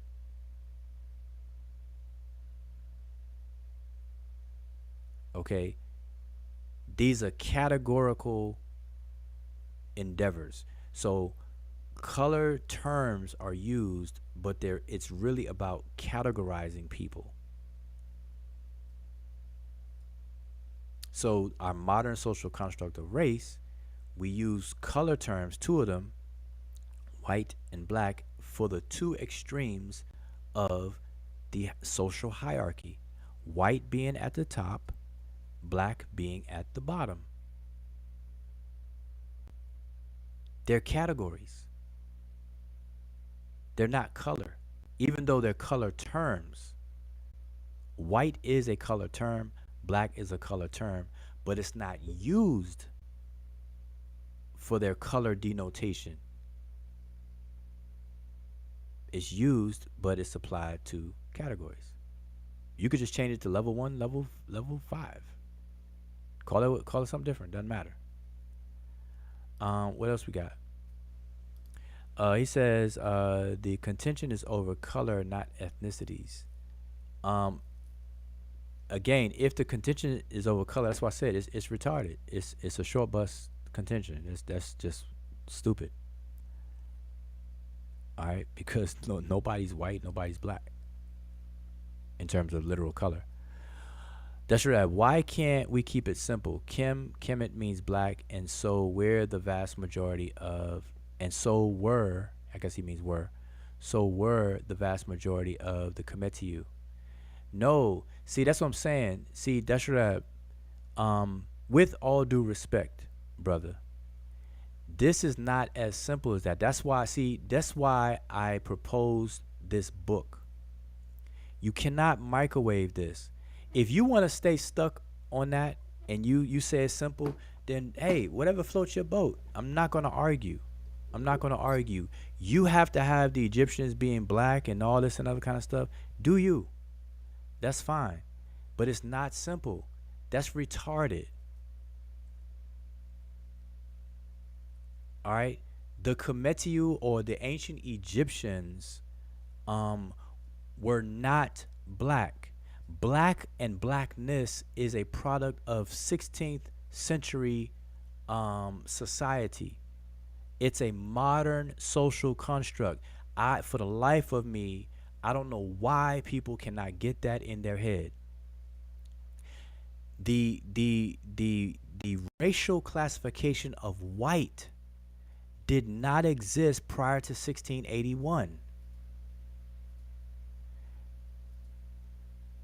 People are going to have to understand that what we're calling race are simply social categories. And they're laid out in a hierarchy like a caste system, where there's levels on the bottom and levels working their way to the top. The top level happens to be labeled the color term white. The bottom level happens to be labeled the color term black. But you can call it whatever you want. It's the bottom versus the top, the privileged versus the unprivileged, and then you got the gradients in between. That's it.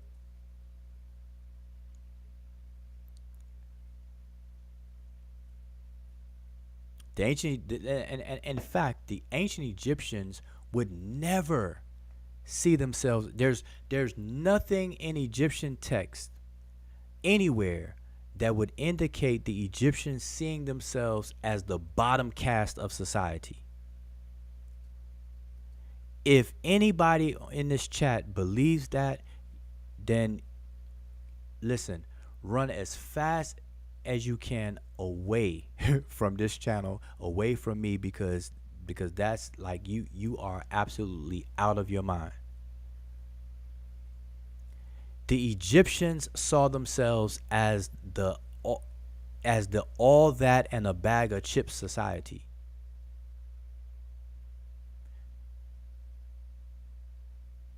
Period. They never saw themselves as the bottom of society. The global human population, the Egyptians never described themselves, never dreamed of themselves as being the bottom. They would never allow anybody else to call them the bottom. They had propaganda in place. They had so much stuff in place to combat that. It's unbelievable. So they would never classify themselves as the bottom by any name. Today, the bottom class is labeled black. They would not see themselves as such. Even modern Egyptians to this very day, when they step outside of their rules of categorization and fall under others, to this day, the Egyptians coming to the United States and falling under our hierarchical system, they are considered white. I see we got Black Line Supreme in the building, so let me pause for a minute and pass him the mic because I want to engage anybody who's brave enough to come on the panel. So welcome to the panel. Hey, Woodrow, what's going on? Peace. I don't know if you could turn yourself up a little bit, but I can hear you, but you sound a little low. Hear me now? Yeah. Turned it up. I want to ask you a question. Okay, go ahead. In Kemet during the Old Kingdom, was the color black used in any sort of way to describe or as a symbolic expression or to describe certain aspects of nature or any or was color period used in any type of way in ancient Kemet? Yes, it was. Colors, period. Yes, and I'll quickly tell you. An example, because it still happens to this very day. So color is used as an ontological instrument and taxonomic instrument, meaning that when ancient people wanted to categorize things or lump certain things based on their similar characteristics together, they would do so by labeling them a color. And so every entity or item in existence that had a similar feature to it, they would give them the same color label, and that would alert everybody else that, okay, this is all one category. So everything that's labeled red would be labeled red because something about it had some kind of similarity to it in terms of dividing things into categories, so likewise the color black, the color red, the color white, and the color green. Those are the four starting colors, and then they branch out and expanded the color spectrum in terms of their ways of categorizing things. So color was definitely used, but it was used to categorize things, and that's the principle in which it's used today to categorize things. It's just the rules of what fits in what category and what's excluded from what category that change. So yeah, so everything that is red is associated with whatever. Everything is black, green, and then you have white. We see a star painted in green. Hey, you sound real low. I don't know if it's just me. Let me make sure it's not me. But if you, I don't know if you can come closer to the mic or something. But you sounded real low. How about now? Okay, that sounds better. Okay. We see a star painted in green, right, and painted in black. Can you expand on what those colors? Yeah. Okay. Green. Mm-hmm. Go ahead. Okay. So green and black, as categorical, instruments of categories, they overlap. So green is the color that represents many things, but some of the main things would be freshness, vibrancy, growth, youthfulness, and health. Things that promote life, things that promote expansion and growth and things like that. Green, you just like the green vegetation in nature. Okay, black represents the causal space for growth to happen. So it represents fertility, from which things can grow, which brings about the green. So from the black base comes the green growth. So you got black and green overlapping in that sense. Black also represents potential or potency, potential.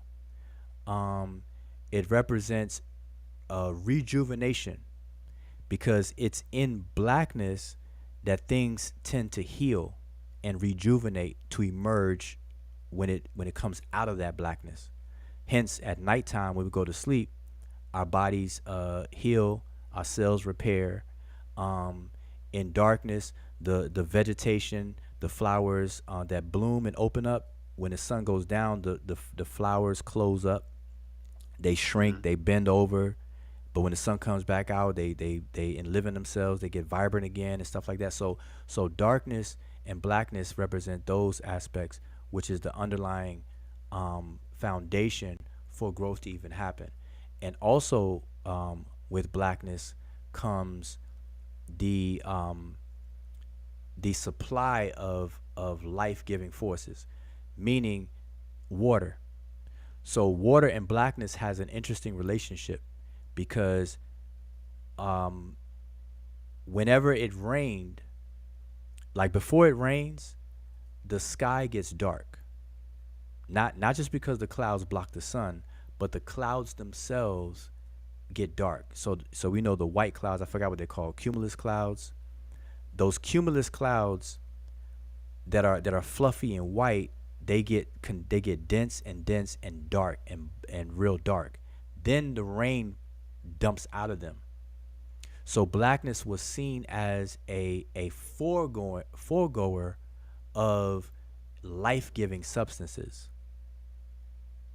Okay, so in ancient Egypt, those two colors are represented in Usir, because Usir, Osiris, represents, he's the god of vegetation and agriculture, Hmm. um, and sedentarianism, or whatever, if that's such a word, because through agriculture and farming, people can be settled and sedentary. Then he's Hmm. black because he represents the duat, that stage, or that subconscious stage, or that beneath the surface stage of rejuvenation.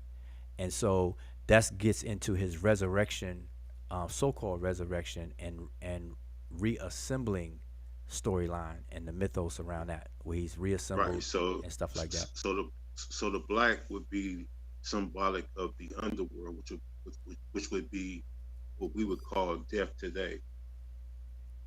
In that state. Yeah, yeah, death and the sub and unconsciousness, subconscious. And So then when it so comes to the harvest, that would symbolize the time when the crops are not uh, coming in yet, or can't get crops.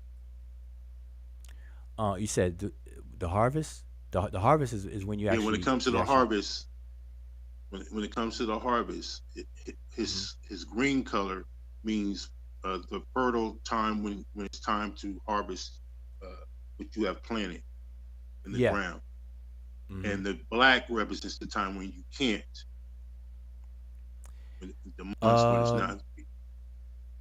Yeah. I mean, I could see that coinciding. Yeah. Like I definitely wouldn't have a problem with that, because Okay, the. I bring this up to say because I'm listening to what you're saying, and Hmm. I bring this up to say that even in ancient times, it seems to me that using colors as a symbol uh, is an African concept long Yeah. before the Europeans.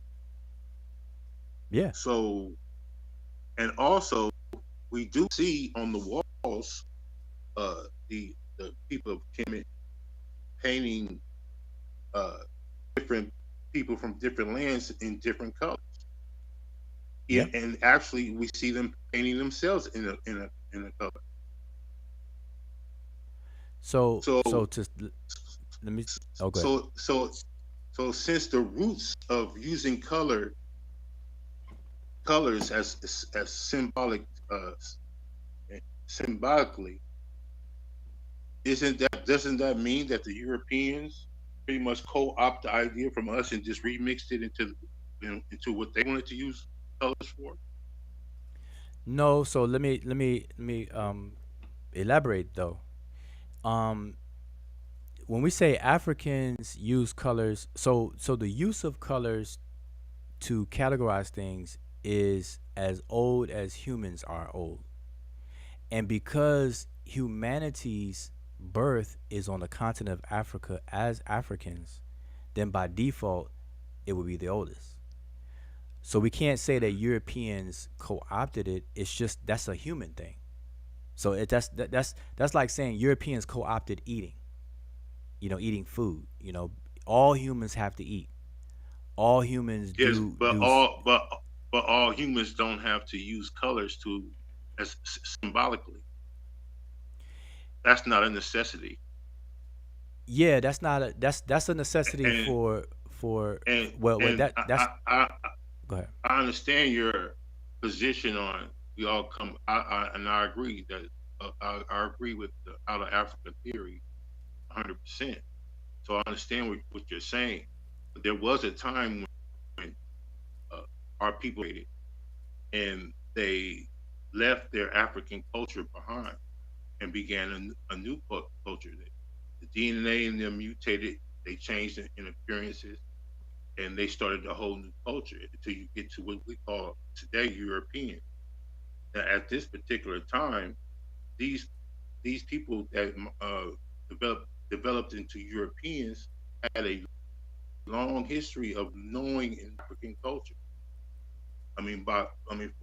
They came out of Africa with the culture within that culture. That's where they come from. Even though all humanity comes out of Africa, but it started in a certain culture first, and then Well, so hold up, those who but let's go let's ahead. pause for a second. Let's pause for a second Mhm. because I use eating, and maybe that one may cause confusion. So let me switch it up and use speaking, because eating is a necessity to for humans to actually live. Because if you don't eat, you're actually gonna die. So then maybe that's a bad example. So let's use talking. Let's use speaking. Humans, Okay. if a human doesn't speak, he's not gonna die. But yet all humans speak. All humans communicate.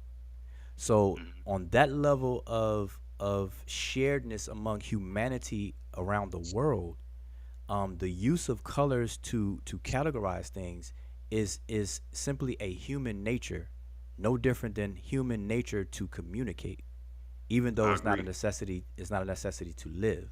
So I agree. Europeans don't have to co-opt communicating, no different than they have to co-opt the use of colors, because they have eyes just like every other human, as long as they're healthy and they can see. So they have eyes, they can see the differences in appearance of different things in nature around them. So they know colors. The use of colors to categorize things is something that is shared by humanity just at large. So, but the point here is that that's a human thing, but um, it's how the categories are set up that is differentiated between cultures. So Okay, one okay. culture may go ahead. Let me ask you this: Okay. in the beginning of the out of Africa theory, in the very Hmm. beginning, before migration, Yeah. um, Homo sapiens sapiens, what would you? How would you describe them in Africa? You mean their What their would their physical appearance appearance? be like? Yeah, their physical appearance, their phenotype, their color, their skin. What would you describe? How would you describe those Um. early? Yeah. Well, there's reconstructions of the oldest human remains and stuff where they try to rebuild or reconstruct forensically how they may or may not have looked. And so, um, based on the location and where they dwelt and the environment, they rebuild, the way that they look. So, I would be a disservice try to verbally describe it. I could pull up a picture for you, and then we could just look at it, and then that would be the description that's given to them. But it and also depends on how far you go back, because humans had hair, lost hair, and while not, I wouldn't say humans. So let me take that back. Yeah, I understand what you're saying. Hominids. Yep, Yeah, hominids. the I further understand. the further Hmm. back you go, Hmm. the precursor That's to why. human That's why I beings and was. things.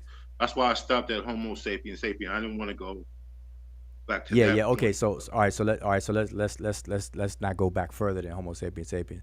So Homo sapiens sapien is a result of the precursors of having more fur or more hair, fur slash fur, and having a lighter pigment skin beneath that fur.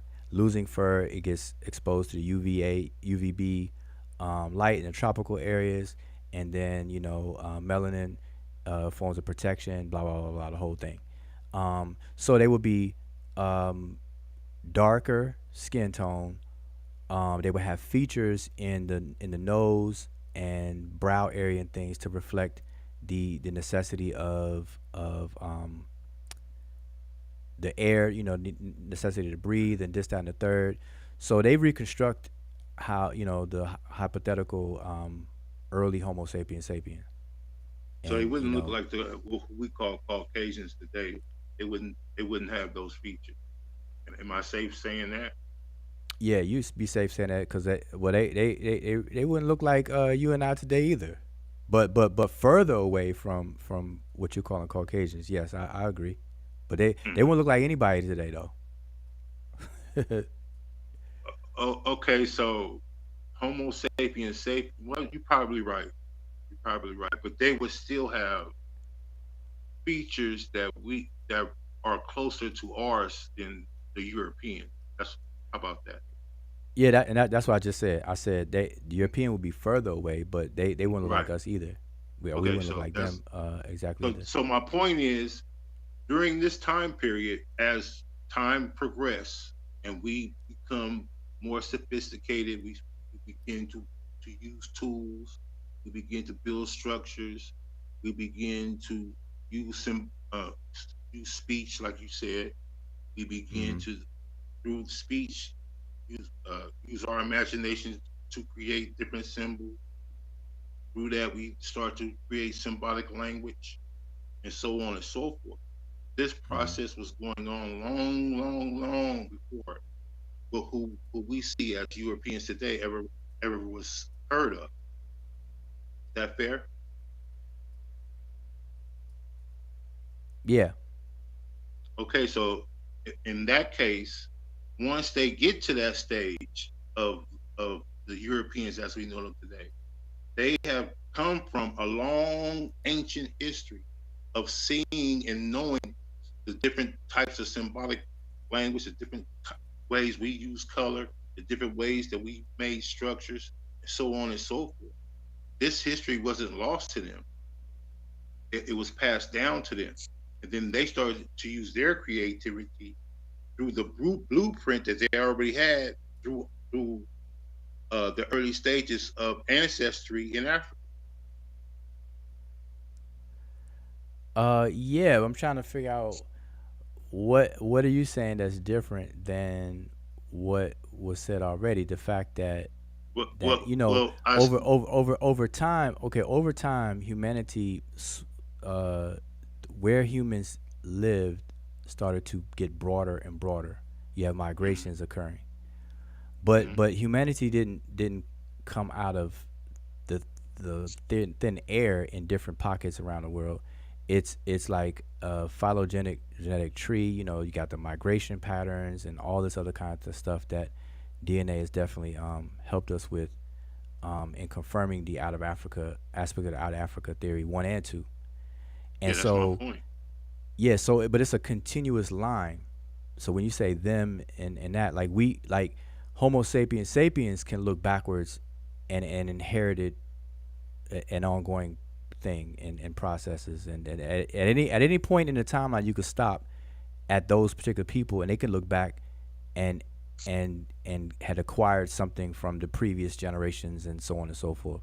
So it's no different than people Maybe who are. so, but they can't go back that far and find the sophistication that we see in Kemet or in West Africa or uh, in South Africa. You're Well, not Kemet. going.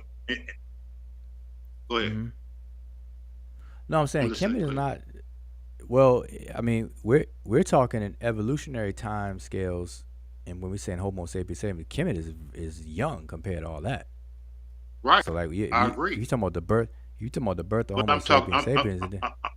I'm not talking about Kemet, the people of Kemet, compared to the early stages of Homo sapiens. I'm saying that their technology have far. You can't go back into the time of uh, the early their early ancestors, not Kemet's early ancestors, but the early ancestors of out of Africa theory, and find the sophistication that you find in Kemet at that particular time period. So what I'm saying is, you said that you can go back and you can find traces of things that you can apply the same way that I'm saying that you can do with the Europeans, applying their technology to the early roots of our ancestors. But you only can find so much. You're not going to find high sophistication symbolic language being used on the level of Kemet in the early stages of Homo sapiens. Mm-hmm. So my No, point no. is, I mean, okay, yeah. Go ahead. my point is, even if you want to say it's a slight, it's slight, which I will roll with, but I think it's much deeper than that. But even if you want to say it's a slight influence, you have to agree to a certain point that we were doing a lot of these things before the development of the European through migration and admixture. So Yeah, if you're they not gonna get an start, argument from me on that. yeah, so if they start to use symbolic language, if they start to use colors in a symbolic way, even if it's different from what we see in Africa, it doesn't mean that they didn't use Africa as a blueprint, because we're talking about their own ancestors also. Since we're talking about everyone comes out of Africa, those people would also be their ancestors. Yeah, yeah. So I mean, you're not gonna get an argument from me, or Oh yeah, disagreement okay. from So me that's all I was on that. saying. That's that. Yeah, Yeah, yeah, that's yeah, all I'm yeah. saying. Yeah. But I wanna frame it though, correctly, like, cause I agree with that, but it doesn't really mean anything different because every succeeding generation, no matter where you are, is gonna inherit the knowledge and the trials and errors of the previous generations, depending on the proximity to it. So so if there's a constant through the chronology of time, and you have pockets of people migrating, they're not migrating and then just starting their whole existence from scratch over again. They're utilizing things that they learned from their parents who moved with them, and then they die off. But they inherit. It's a constant flow of inheritance, and stuff like that Absolutely, until absolutely, until they go so far away where they can't have that link to proximity wise, space wise, where they cannot link back up and whatnot, and it's because of that. yeah, It's because of that, because you have what's called social evolution that behaves just like biological evolution, where you have speciation in biological evolution. You also have speciation in social evolution, because of the fact that the society behavioral patterns cannot intermingle with the same pocket of people, so they form its own characteristics, and we call that different or distinct cultures, like how you were saying. absolutely. I agree 100%. I agree So 100%. We're on the same right, page. but none of all of this stuff is natural, but if we go all the way back to the original point about the use of colors, um, that is an inherited human thing, and there's scholarship on that. Like I don't have it readily to show you this second, No, I agree with but you 100%. But the point yeah, is, who are the first humans when we talking about Homo sapiens sapiens? Now you've given a description on who the first humans were, and we both agree they didn't look nothing like the Europeans we know of today. Nothing like them. They look. Yeah. We don't disagree on that. Oh, oh, oh, The birth of Homo sapiens sapiens took place on the continent of Africa. So I mean, right, let's just get right, that straight. right. And the birth of Rome and the birth of Greece took place in Europe, right? Yeah, as state polities and stuff like that. Yeah, yeah, Yes, and not yeah, by people. The founders of those places didn't look like us. yeah. Right. But Okay, so that's what I understand. that's my point. That's my point. Oh Now, well, if those that's your people, listen. If that's your point, you should have led with that because you're not gonna yeah. give me any. You listen. You're not gonna get any disagreement with me on that. I mean, No, what you, I had to walk down this road with you, So nah, you went around the world. You went around Earth and Mars to get to that, man. You could have said that from the get go. no, because my main point is now you have, because I agree with you 100%. There is no race concept back then. No race concept. Nobody was talking about race. Absolutely right. So you Well, get to what the okay. Now go ahead. you get to what the 17th century. Here Yep, comes this 16th, race 17th concept. century. Yep. Yeah, here comes this race concept being created through color. But And wait. what Let I'm me let saying, me wait. Let me just tweak that a little bit, cause I understand what you're saying, but we gotta let's just be a little bit more surgical with it. Race race equals categorization, and so race the concept of race in itself existed for a long time. It's the modern categorizations that was given birth in the 15th, 16th century. So I just want to make sure we're clear that the way that humans are grouped into these categories that we know today, that started in the 16th, 17th hmm century. So oh, our modern okay, now that's I, why we call it a modern I social construct. I need you to go in a little on how there was a race concept before Gutenberg. Okay, easy. The word race as it's used and functions is simply a term to categorize something. So in the field in biology, race would be below the level of species. So we have a genus, like you know the taxonomic hierarchy.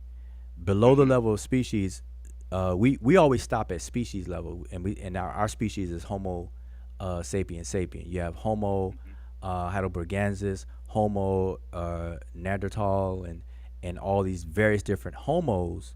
But we stop at species when we have all these discussions. We don't go below that level, which would be race. And so biologically, race is simply a level of categorization beneath the sapien level. I mean, excuse me, the species level.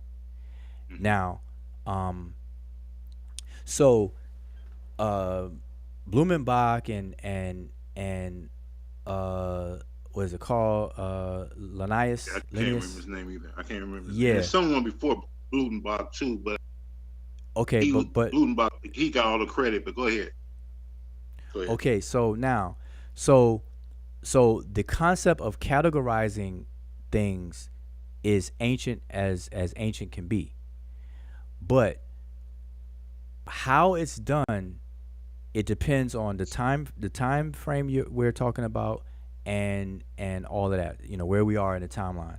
So the modern categorization of human beings into our categories we know of called race began or heightened in the 16th and 17th century. So race takes on a new meaning, where we say race, we just shorten it to race, but we don't say modern social construct of race because it emerged from society on how we perceive human groupings. So we put a color label on these groupings, but it's really a hierarchical system where you got the privileged on down to the unprivileged. And at the time it was invented, those people who were seen as less than human and unprivileged and had no right to have privileges happened to be called Negroes at the time, or Negros, blacks.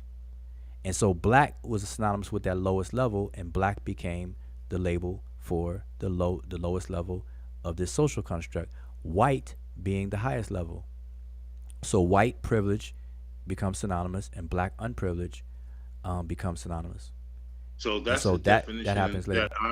I'm speaking of when I say race. So I'm saying Yeah, you can't find that definition of race in ancient times. and you're absolutely right. Okay, so that's what I meant. You're So absolutely right. so now here we go to that date where we find where this social construct of race is created. Now you have now what you're saying about independent thought in humans takes place because in Africa, I don't know anywhere where uh, symbolic using colors as a symbol was done so to promote, to kill people, to belittle people, to shame people, to be used as a way to enforce violence and slavery on people. I don't see colors being used this way.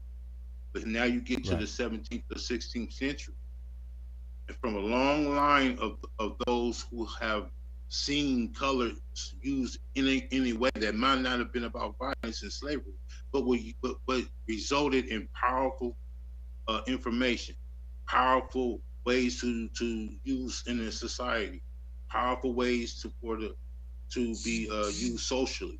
They saw that and took what they saw and then bastardized it and used it in a more sinister manner than we see being done in Africa. Yeah, and and you're right, but we have to be careful because okay, let's walk through this because I know I'm pretty sure we agree on this too.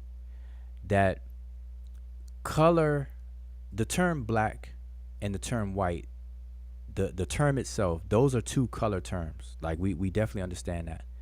But the way that they're used in the sociology or social construct is not literal, and it totally sheds its color denotation because white people are not actually the color white, and black people that are people who are deemed black are not the actual color black.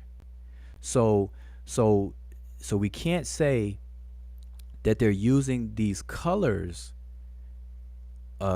literally. What it really boils down to is us versus them. Like who are we, and we're gonna favor ourselves versus whoever is not us. We're gonna cast them beneath us, and so that is where um the treatment. Anybody who is not of me is less than me. Therefore, I am justified in mistreating them and treating them any way I want to, which is the mindset behind the inhumane treatment of um, human beings that were not them.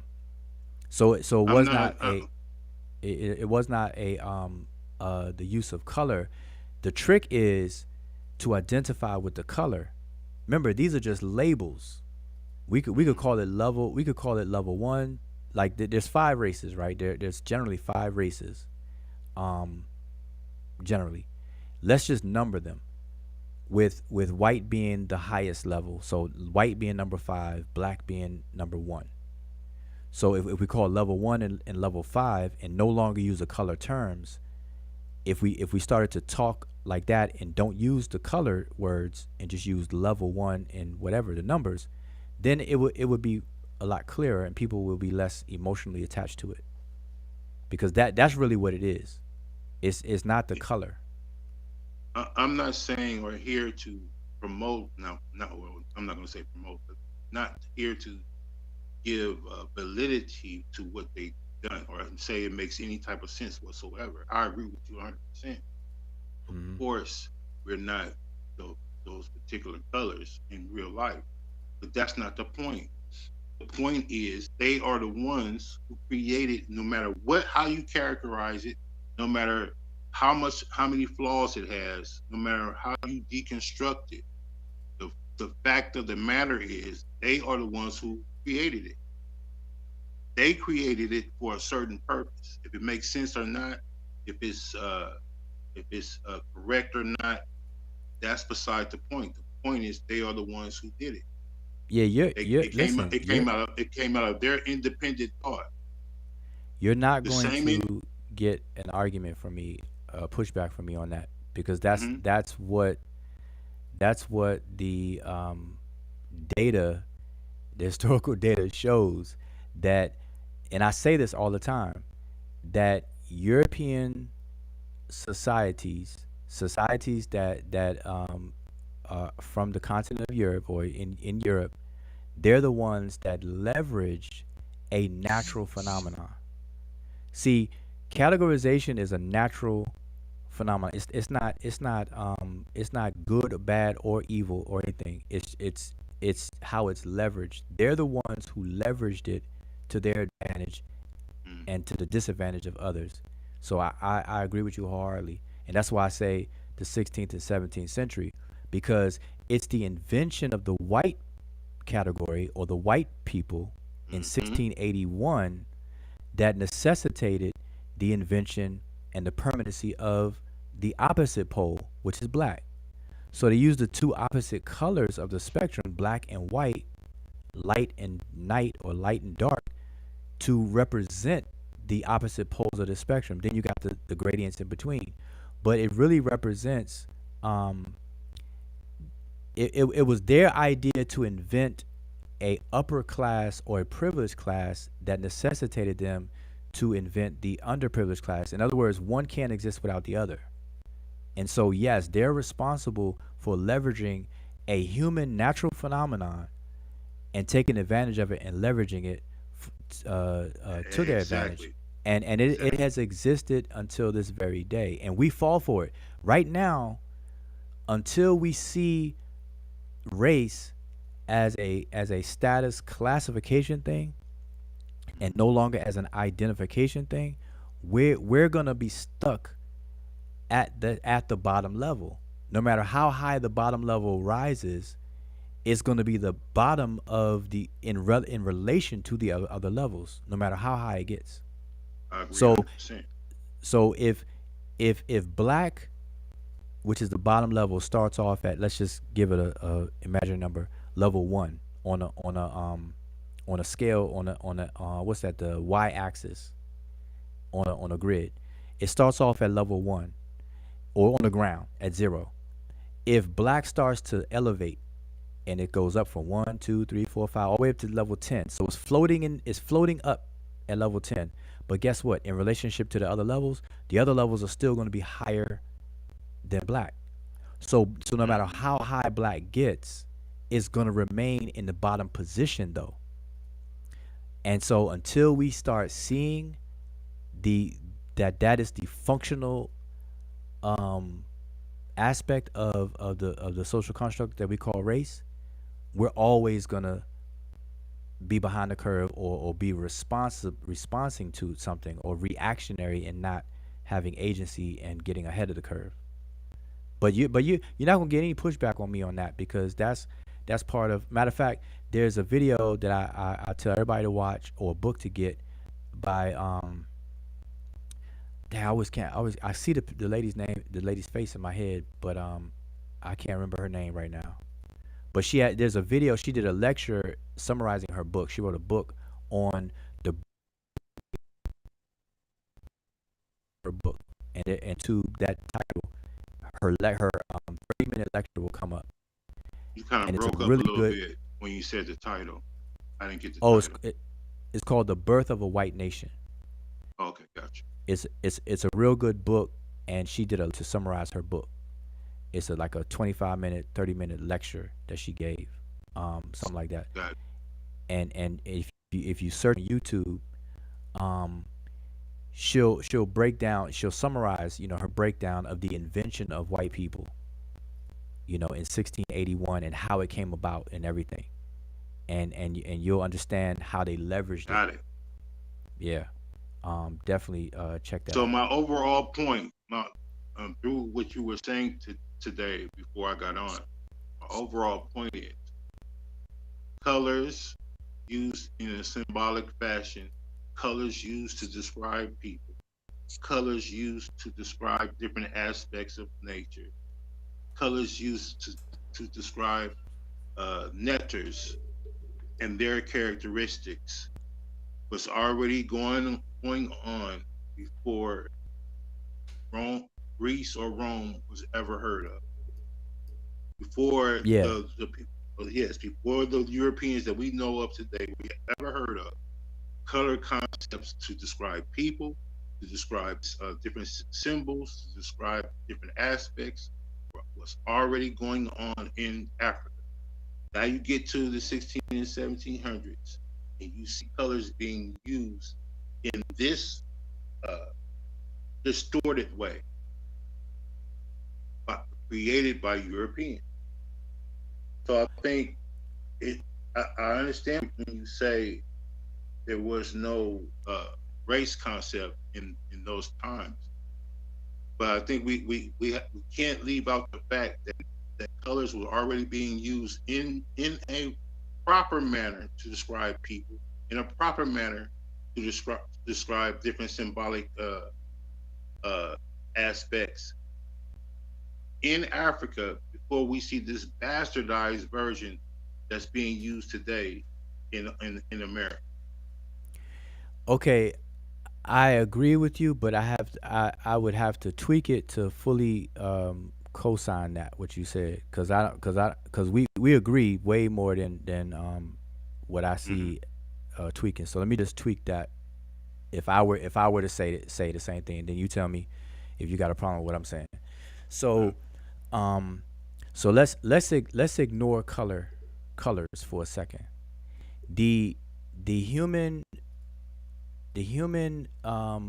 behavior or act of categorizing things is as old as humans are. So we categorize things in nature and in our environment, and we do that based on what two or more things have in common versus what two or more things have different. And so the more things that something has in common, the more likely we're going to group them together. And the further distinguishing the two or more things is likely we're going to not group them together. So that human act is a natural, organic human thing to do. That's inherent in human behavior. Period. Okay, so that's called, technically it's called ontology and taxonomy. The structured categorization of existence itself is ontology, and then the hierarchical organization of it is taxonomy. Okay, that's what we call it today, basically in general. Now that is as old as humans. Okay, now so by the time we fast forward to ancient, but up more modernly ancient times, by the time we get to civilization and high culture and things like that, that human behavior is simply continued. And so at all times people will categorize things. Now the birth of an identity, a collective identity for any particular group of people, every group of people on the planet who gains a self-awareness or a collective identity with the group, they're always going to see themselves as special, because that is also inherited in conceptualizing a group identity. You think that you're special in some form or fashion in comparison to other things and other people. So every culture does that. If you there's no culture on the planet that's gonna willfully tell you, oh, we a bunch of crap. We ain't nothing. Everybody's gonna tell you that they all that in a bag of chips in comparison to other people. Okay? So that's natural. Now, I think the point you're getting to is that when those distinctions are therefore acted upon and used as justification for actions, and this is where you get the prevention of life and prosperity and so on and so forth of different people just because they're different from you. That's what we call we like to call racism. And where racism is leveraged, where people start to get killed and mistreated and so on and so forth because they're different. No matter what color they are. Because remember, like for example, among the European societies, just because they are they share that continent, they were not a homogeneous group of people. They fought each other. They killed each other. Right. So it wasn't an aspect of skin color or color at all. It was the concept. It was a concept of we are us and you are them, and therefore we are better than you, or you're different from us. Therefore, we don't want to have anything to do with you, or whatever the case is. Therefore, we're going to fight, or we're going to expand. We want resources. We're going to fight over the resources because you're not us, or whatever the case is. I agree. So 100%.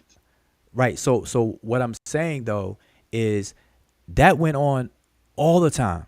So let's look at ancient Egyptians and the ancient Nehisiu that people like to call Nubians. They fought each other. They liked each other at times. They disliked each other at times. They were all good trading at times. They were fighting one another at times. They were capturing one another at times, killing one another at times. And they're both sharing the same borders. They're sharing a border with each other, like United States and Mexico, Egypt and so-called Nubia. I don't like to call it Nubia, but I'm gonna call it Nubia for now. The Crips and Bloods.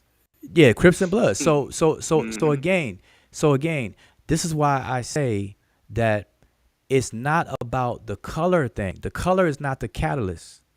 It's the conceptualization of distinctions.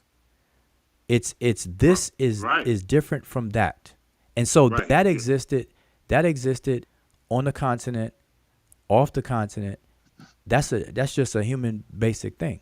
Right. But that is completely different than what we see here in America. What you're talking about is like the Zulu. Why did the Zulu think they was all that? Why? Was it because they were black?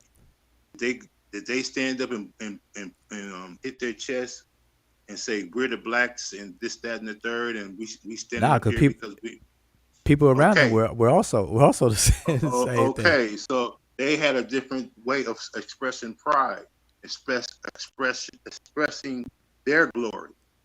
Okay, so you're absolutely right. The Romans did the same. The Greeks did the same. Yep. And so on and so forth. You're absolutely right. Yep. It's about where you were from more than anything about color of your skin. It had nothing to do with it. It was basically about where you were from. How you were judged. What I'm saying is, we did not. You're making my point because they didn't use color to have a reason to kill someone. They didn't use color to have a reason to enslave someone. They didn't use color for a reason to put down someone. These things might have been done because of where you were from and your ranking and your bloodline. That might have been done because of those reasons. It wasn't color. We don't see it being used from color until the 16 and 1700s we see here in America. Well, that's what I'm saying. We have to be mindful though that this is why I say let's take color out of it. The same thing exists today. It's just that they use the labels for the categories. Like for example, the ancient Egyptians called themselves Remech. They called their southern neighbors Nehisiu. They didn't use color terms because the word. So they didn't use color terms. So here's the right. So but here's the thing in modern times. Listen, the modern social constructs. these are categories that just so happens to use color terminology. I So think we're saying the same it's thing, Boudreaux. I'm no, not no, no. arguing. Yeah. I'm not saying we're saying something different, but I just want to clear up the fine point that the use of color terms is like a byproduct. It's not what's causing this. It's just the Right, byproduct of right. all of this. It's It's the way it's it's being used. right, Is that fair? yeah. Yes. But see the reason why I'm sticking to this is because that is where the biggest problem lies, is that murky area right there, because black is not literal. Mm-hmm. Everybody who self-identifies as black is not doing so because they believe that they're literally the color. They're identifying as black as a group thing, Right, as a classification thing. right. But Exactly. but we're not the ones that solidified this class system. Right. Black is on the bottom. So let me ask you this question. Then let me fast forward and ask you this question. Okay. Since black is on the bottom, and it was arranged that way ever since the 16th and 17th century, Mhm. why would anybody today proudly claim membership in a bottom level category? Because most of people who identify and understand what's going on, when they stand up and say we're black, they are not accepting their role as being at the bottom. Matter of fact, they promote blackness to the top. They'll say black is beautiful. They'll say black is everything. They'll say Okay, black is superior. nice. So Okay, now, okay, good, great. I'm with you on that. But now my follow up question then, because I agree with that, because we say it loud. I'm black and I'm proud. black That and was I'm James proud. Brown. That's right. That was James Brown hooking that up. You got That's black right. is beautiful. Black power, um, all day, every day. Black is Black beautiful. African power and all that. Yes. All of that, right? RBG. Okay. Yes. So Hmm. I'm with you on that.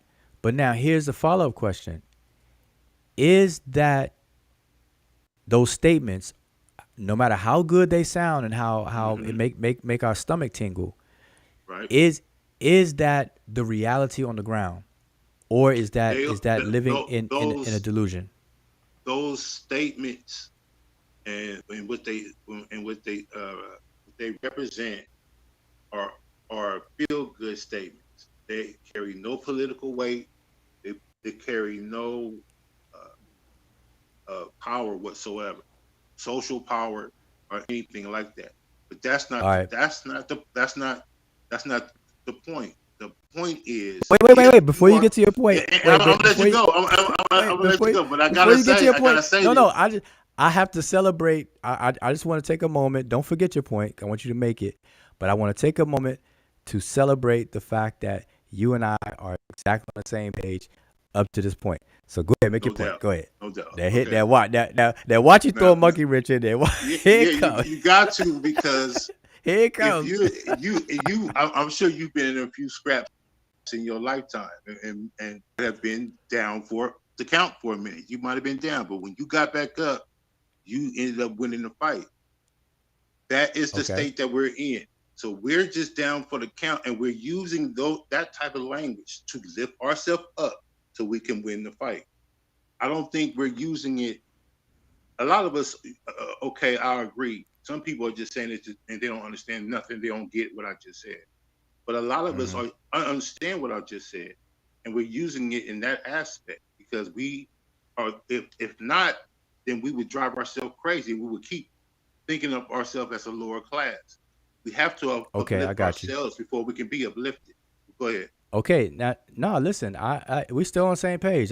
You didn't shake it off yet. So Hmm. no, I'm with you on that, and I agree with that statement as well. Um, so but I word it differently, but we're in agreement. What I would add to what you said is that it is a we agree that it's a feel good situation, and it's in lieu of, or it's temporary. It's like buying time. But Right. here's the issue though.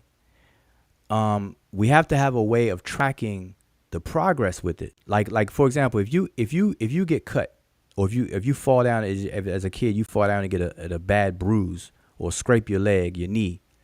Your mother's gonna put some peroxide on there or some whatever, and then put a band-aid on it.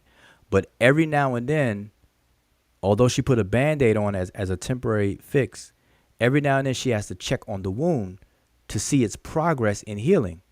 So if we're gonna use these things as band-aids and feel-good situations, we have to have an objective way of tracking the progress. And when you execute that, you'll find that we're not making much progress. Facts. There's an illusion of progress, but there's no real progress being made. And so You're absolutely right. if you and I still agree, all right. So look, my man, Black Lion Supreme, for the first time, I think we agreed the whole conversation. Yep. No doubt. No I doubt. think I think we pretty much agreed. Even though you may articulate it a little differently, but I think we pretty much in agreement in this whole conversation. Well, I like to think positive. You see, I know that there's a lot of clown stuff that goes on, and I know people are using it for their own agendas. This is happening. I agree with you 100%. But I also know there's people who think in this manner, and that is we must uh, before we can do better, we have to feel better. We have to start to feel better about ourselves. That's why I don't mind calling them Brother King. That's why I don't mind calling them Sister Goddess, because we have been called everything negative for years, and hundreds of years. We've been called the most filthy, dirtiest names you can imagine. So what's wrong now with starting 100 years of calling ourselves by a beautiful term? What's the matter with that? Why can't we use terms of endearment towards one another instead of using slang and slander against each other? I don't understand why Yeah, anyone I black would have a problem with that. Go ahead. yeah I no, I'm saying I agree with that. At the same time, I'm I'm I'm more I'm more surgical though. Like I'm hard on that though. I would Yeah, I agree. say I'm with you. I know you go. I know I already know what you're gonna say. Hey, everybody's not that. Hey, you're absolutely right. But no, no, no. to Well, go, not. Hold up. Not only that, I agree with that too. But my where I was going with it is that we have to be real cautious and careful not to lose sight, and then it becomes a cry wolf thing. Like we become numb. Like we do that so much that we become numb to to the goal, to the mission. Like we, I you know, agree. we'll start to be delusional and I agree. thinking that we have arrived, The or work whatever needs the to be case is. done, Mujaro. You're absolutely right. We need think tanks. We need to pool our resources together. We need to create a Black National World Bank. We need to Well, create social structures. These are things that what you're saying is absolutely true. And are we doing so? No, we're not. But you have to. I'm just saying. To me, you have to start somewhere. And if it's right, and if we're at the stages right now of just trying to feel good about being black, let trying me to ask you feel a good question. about being who we are, then You I don't you see brought what's something wrong to with it. my you brought something to my mind, right? When you said what you said, because that's a good analogy, right? We got to start somewhere, absolutely. But let me ask you a question. Do you have children? Yes. Okay. So when one of your children was first born, like your firstborn child, Hmm. when they were first born, they didn't come out the womb and start running around the house. Right. Like they don't do anything. They just eat and sleep first, and then they start crawling, and then they start walking a little bit, then they start running, right? But now Right. but now, if your child show signs of crawling, but then time goes by, and after 3 years time transpires, your child doesn't walk yet. You're at some point, you're gonna be alarmed enough to be like, wait a minute, something is wrong. And Right. so I only say this in relation to what we're talking about is that us as a people doing these feel good and band-aid things, as time goes on, at some point we gotta say, yo, something, enough is enough. Like something is Of wrong. course.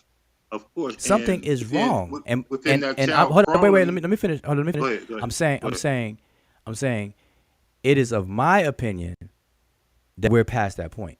Like I'm already been there, done that at the point like looking like, yo, we not running when we spoke. We still halfway crawling. We better go see the doctor because something is wrong. So Right. I agree.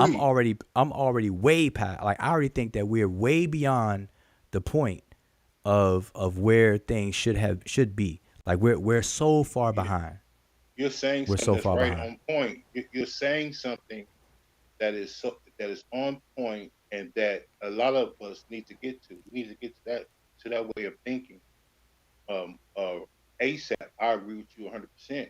But if we was dealing with a child that was crawling, it wouldn't take me 400 years to understand that there's something wrong with this kid.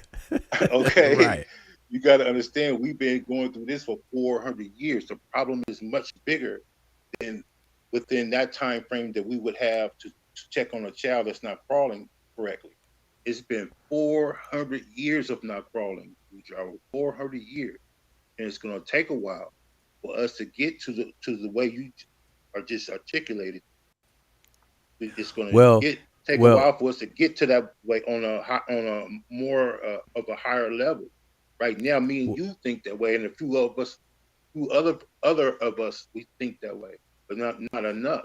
Until we all start, or the majority of us start to think this way, we're going to have a problem, and it's going to take a while because it's been 400 years of well, not crawling. it's a couple of issues that kicks that off that I think that people need to hurry up and get under their belt. And one is to fully understand what the modern social construct of race really is, how it's being leveraged, and how to reanalyze it. I And agree. until we even start there, then it's just like it's not we're not going to make much progress. And You're so right. I'm having these conversations, and I bring it up from time to time, and people are not ready. Like a lot of people that I do try to engage in a conversation with or try to chime in, they're really not ready because the moment that you say certain things, it triggers something and they go backwards instead of forward with it. Like people can't even see beyond.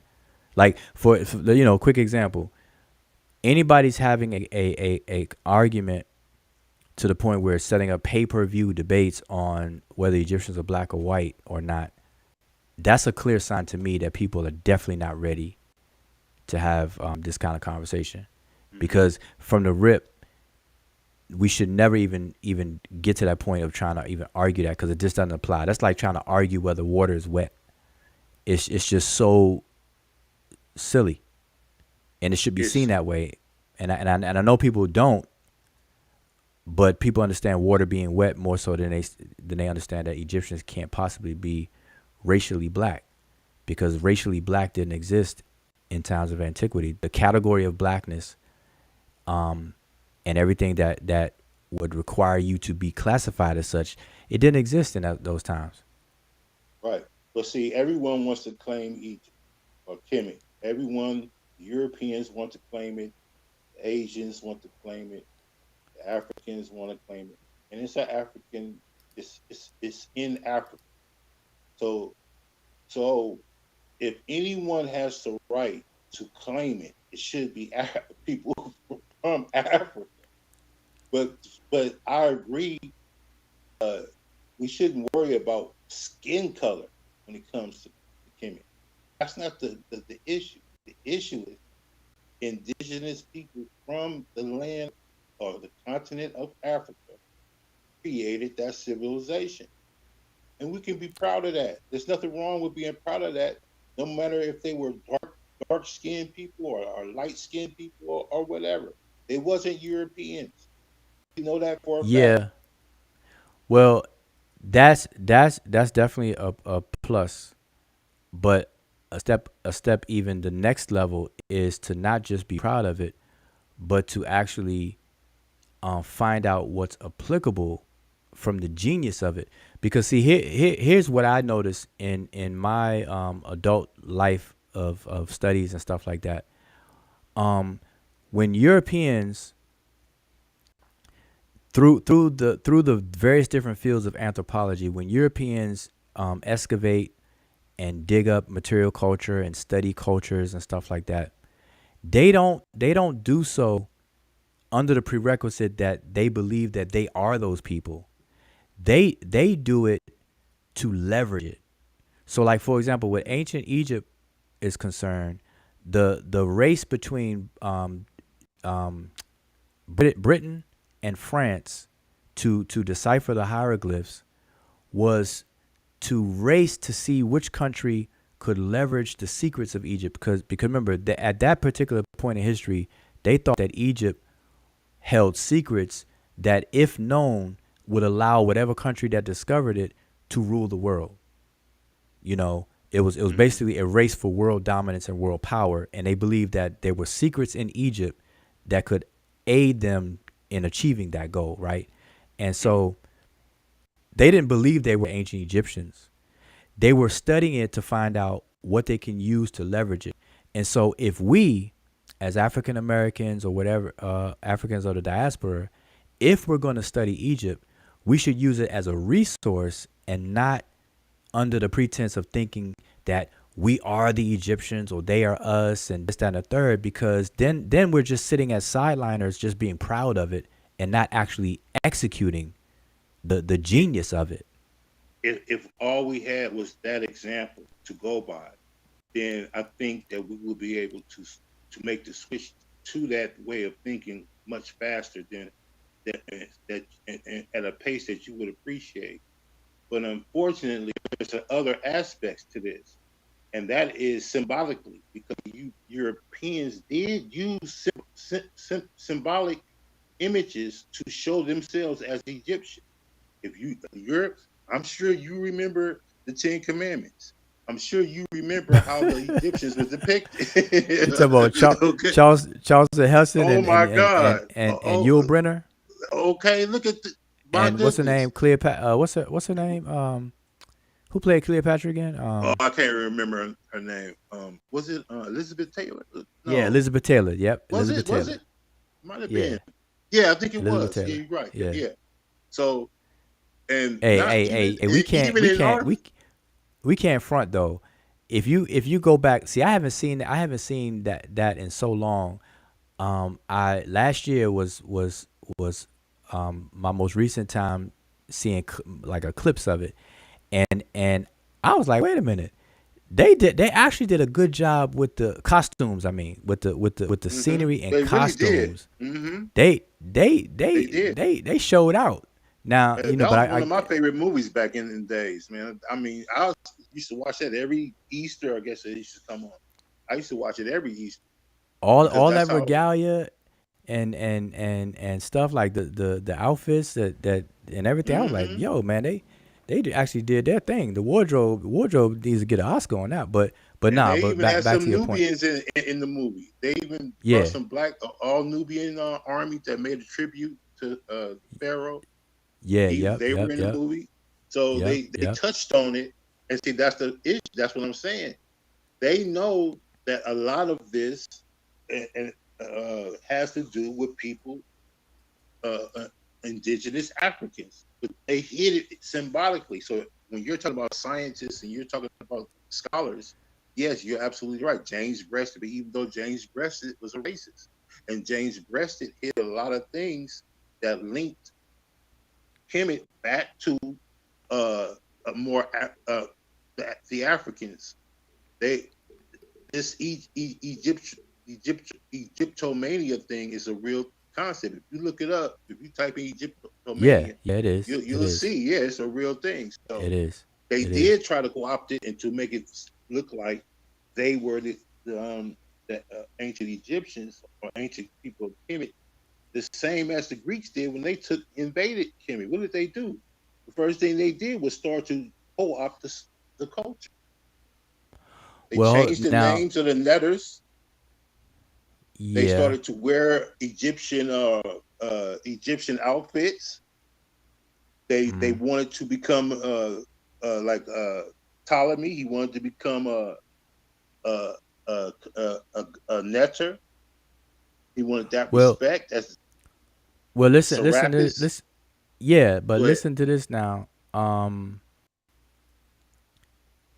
Man, I forgot what I was going to say. Go ahead, because I But was. you know, they it's Hellenized gonna come Kemet. back to me. They Hellenized Kemet. So they have always tried to claim greatness that doesn't have anything to do. Oh, with that's what I was gonna say. I'm glad you said that. Okay, well, so this is what I was gonna say. Now, remember, Egyptology was born in the middle of slavery, like during slavery. So, right. so built in with the early Egyptology and the genesis of that whole genre of study, scientific study of Egypt, was built into that was racism. Just based on the simple fact that you can never connect, from their perspective, they could never connect Africans that they were mistreating and kidnapping and enslaving and forcing, all the atrocities on. They could never make the connection between that stock of humanity with the ancient Egyptians. So it was never in their interest. As a matter of fact, it would be in their best interest to do, by any means necessary, to keep that separate. And so that's the motivation and driving force behind the racism in early Egyptology and what you were just calling, hiding this and hiding that and stuff like that. But if you read what they write about Egypt, though, all these European early scholars, they didn't co-opt Egypt. Like they didn't write themselves into Egypt like how we today overdo it on the pushback, where we are claiming to be ancient Egypt. Like you have African Americans, you're absolutely right, who will swear up and down that they are the ancient Egyptians. The ancient Egyptians are their direct ancestors. See, the Europeans didn't do that. So I want to keep that separate. Now, visually, in Hollywood and in the visual arts, yes, they made sure they cast people that would fall in line with that impression. But in the literature, in the scholarly literature, they did not write themselves into Egypt like how African American or other we didn't have access to that scholarly information the way the Europeans did. We had access to the visual, symbolic way that they tried that was more. Yeah, that was way more. And you know better than I do visible. That's a powerful weapon. Yeah, definitely. Symbolism is a powerful weapon, bro. Definitely. So when you see something like Kemet and them representing themselves, and then you get a hint to yourself that, oh no, you could be these people. It could cause. We have to understand. It could cause what we see today. And just remember no doubt. Remember this. Before we was ever calling ourselves Christians, they was telling us that we could never be a Christian, that we could never be a part of the kingdom of God. They wasn't allowing us to read the Bible. What did that do? What did that bombardment do? That constantly telling us that we couldn't be something. That made our people want to be that. Yep. And so what did they do? They started to, once they began to read the Bible, be able to read the Bible, they co-opted that aspect for themselves and put themselves on top. Now black people are calling themselves the original Israelites. Black people are saying the 12 tribes. They tribe 1 through 12. They ain't even pick a tribe. They all 12 of them. Exactly. They're painting Jesus as black. They're doing all these things. King James is black. Yeah, Buddha King is James is black. black. They doing all these Humpty things Dumpty is black now. to take over that position that they were told so many times that they could never be a part of. The You dinosaurs see are what I black. mean? Watch. Next week It's just somebody gonna like be claiming the dinosaurs are black. it's just like I'm sure you play sports and they told you where I played and I wanted to get into the pros. But I was told over and over again, you never make it, you're not good enough, you're never gonna do it, this, that, the third. Now a lot of people that's going to um, kill their self-esteem. Me, I go crazy when someone tells me I can't do something, because that makes me even stronger to do exactly what they say I can't do. So Yeah, that's a form of reverse psychology, and right. There you that's go. a powerful thing. But there you go. so listen, So when it was I'm time, 16 minutes. yeah, I'm I'm about to. I 16 was about to minutes say I'm about to go too.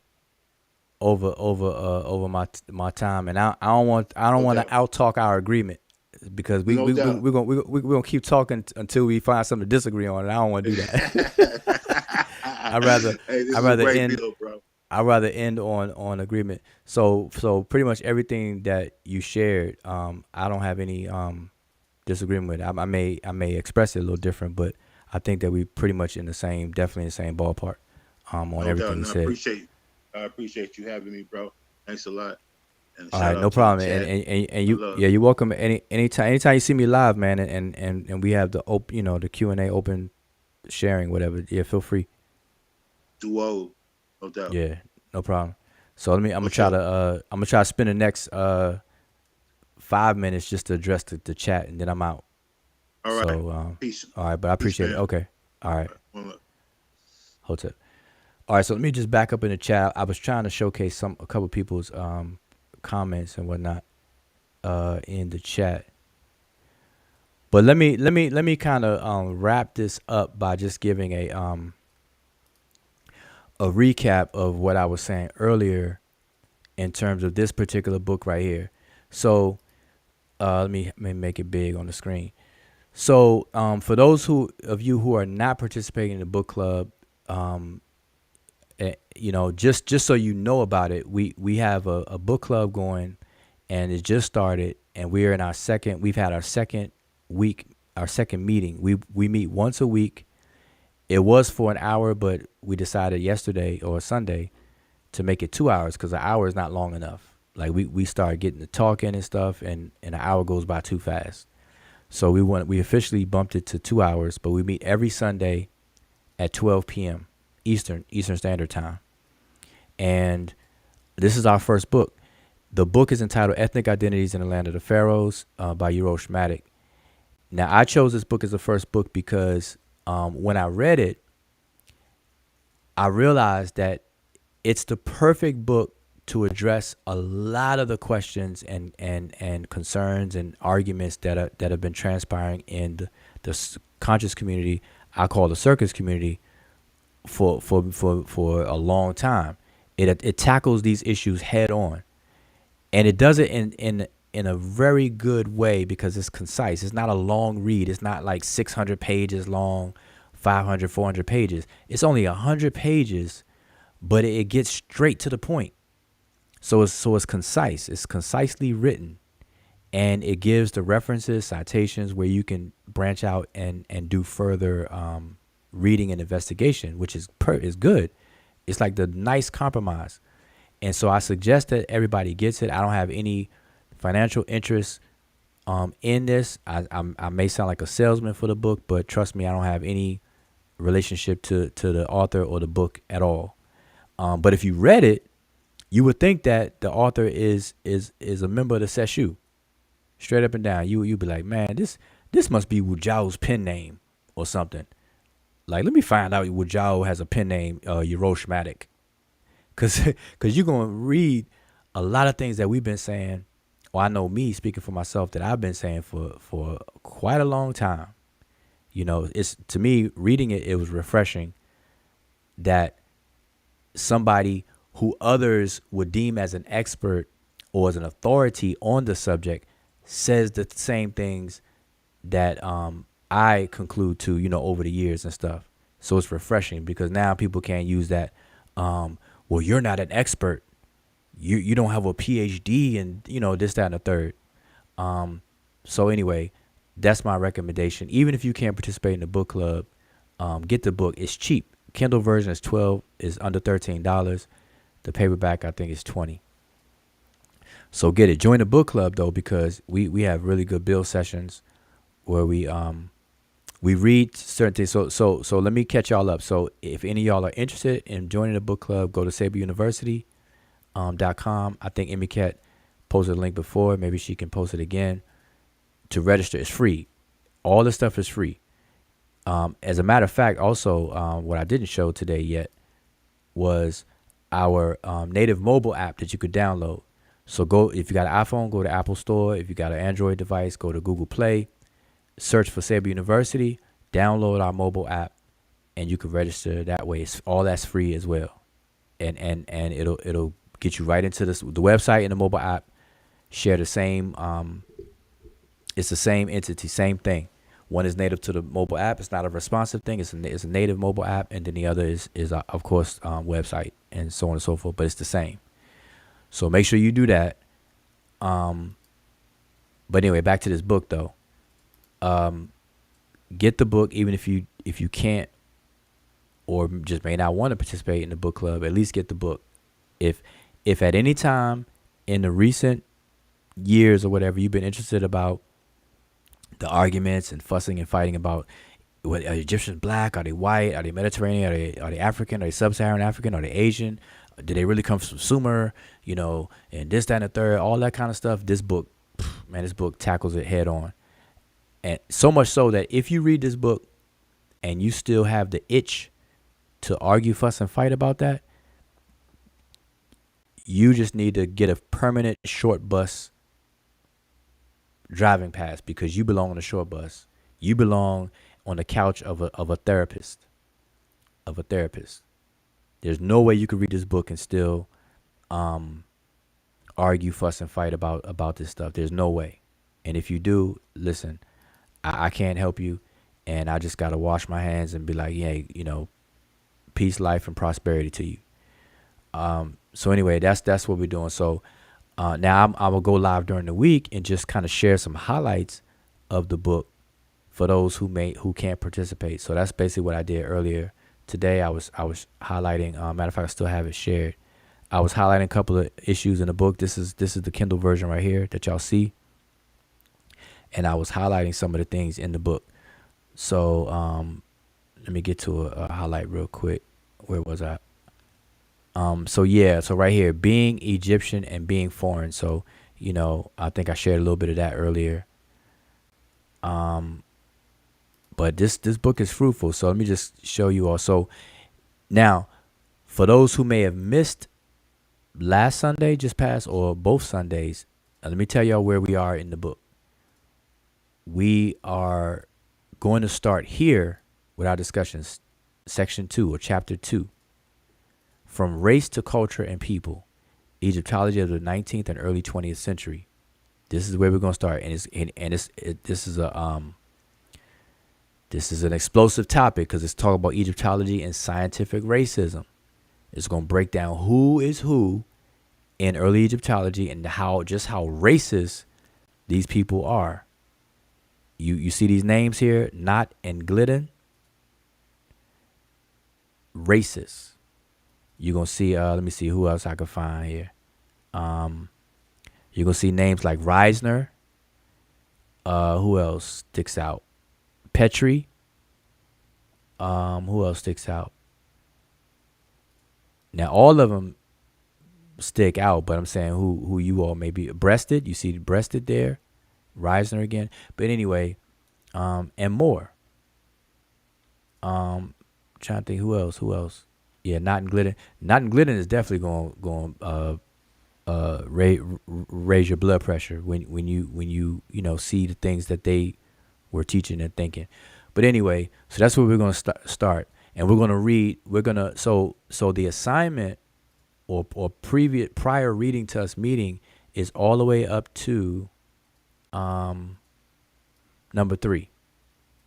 So we're going to be covering all of section 2 up to Number 3, ethnic identity, recent perspectives in Egyptology.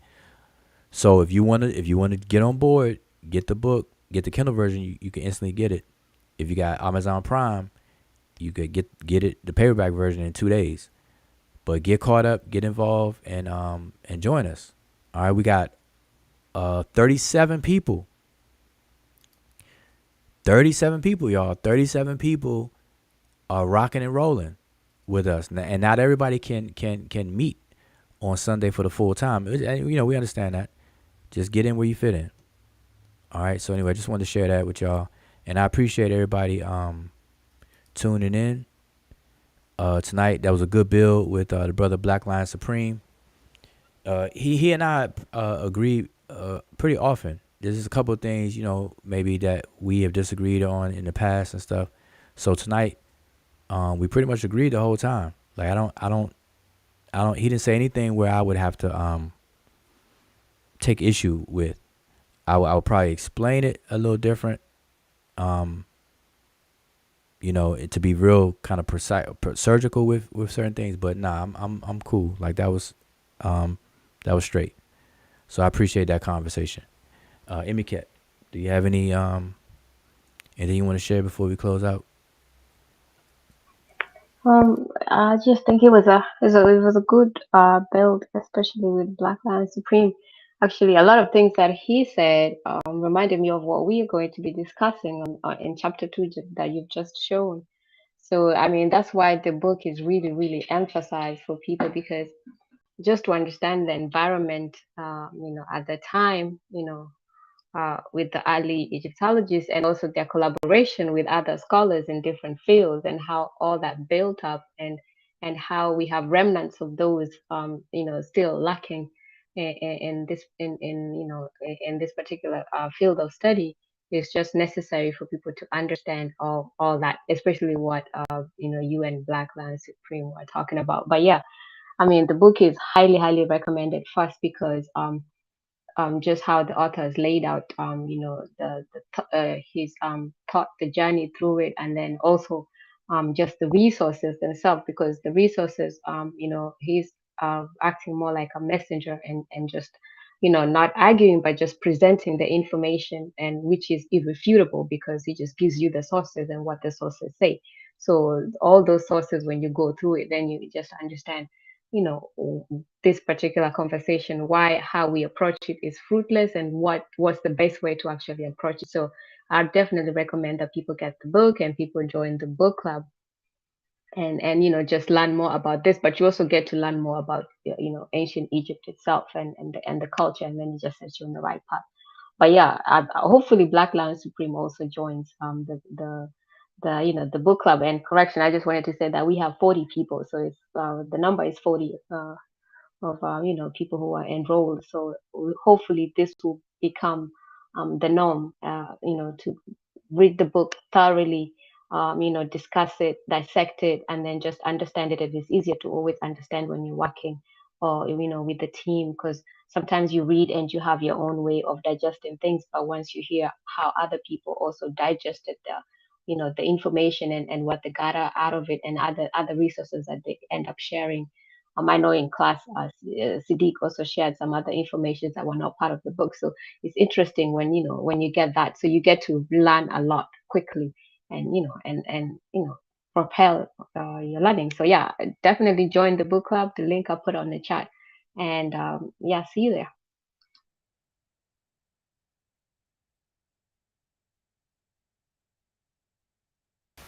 All right, so MK has the last word. So I would just say, Shimon Hotep, everybody, appreciate everybody tuned in, and spread the word.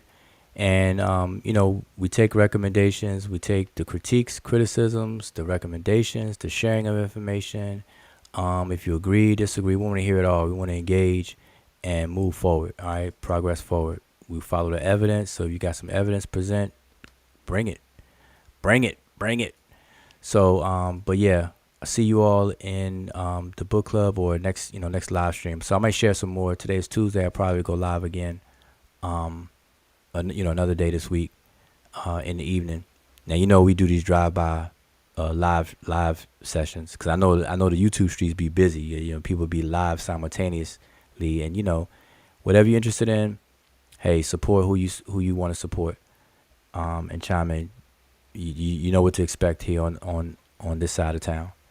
All right, so with that, I'm gonna say Shimon Hotep, and I'll see you all next time. You said that when you go to Kemet school, you became more alert. You made wake up, your spirit wake up, and you became a more human being. That's your character is built in a school.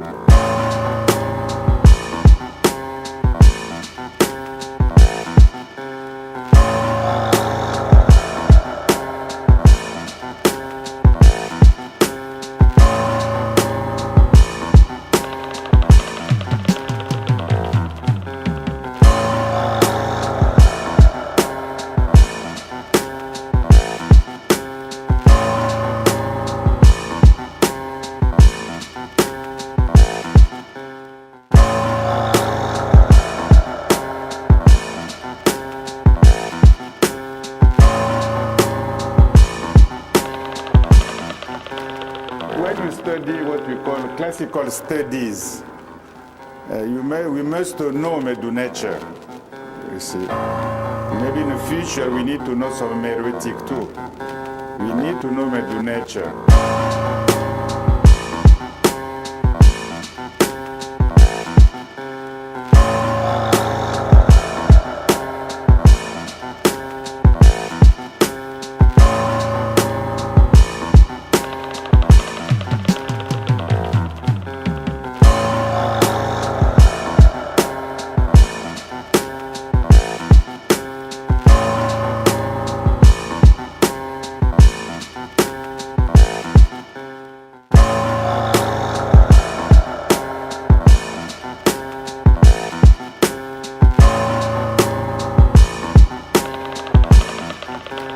So the most achievement in Kemet for me is education. The way they think, they build, and they practice their education is very unique in history. Without education, I believe there will be no Kemet.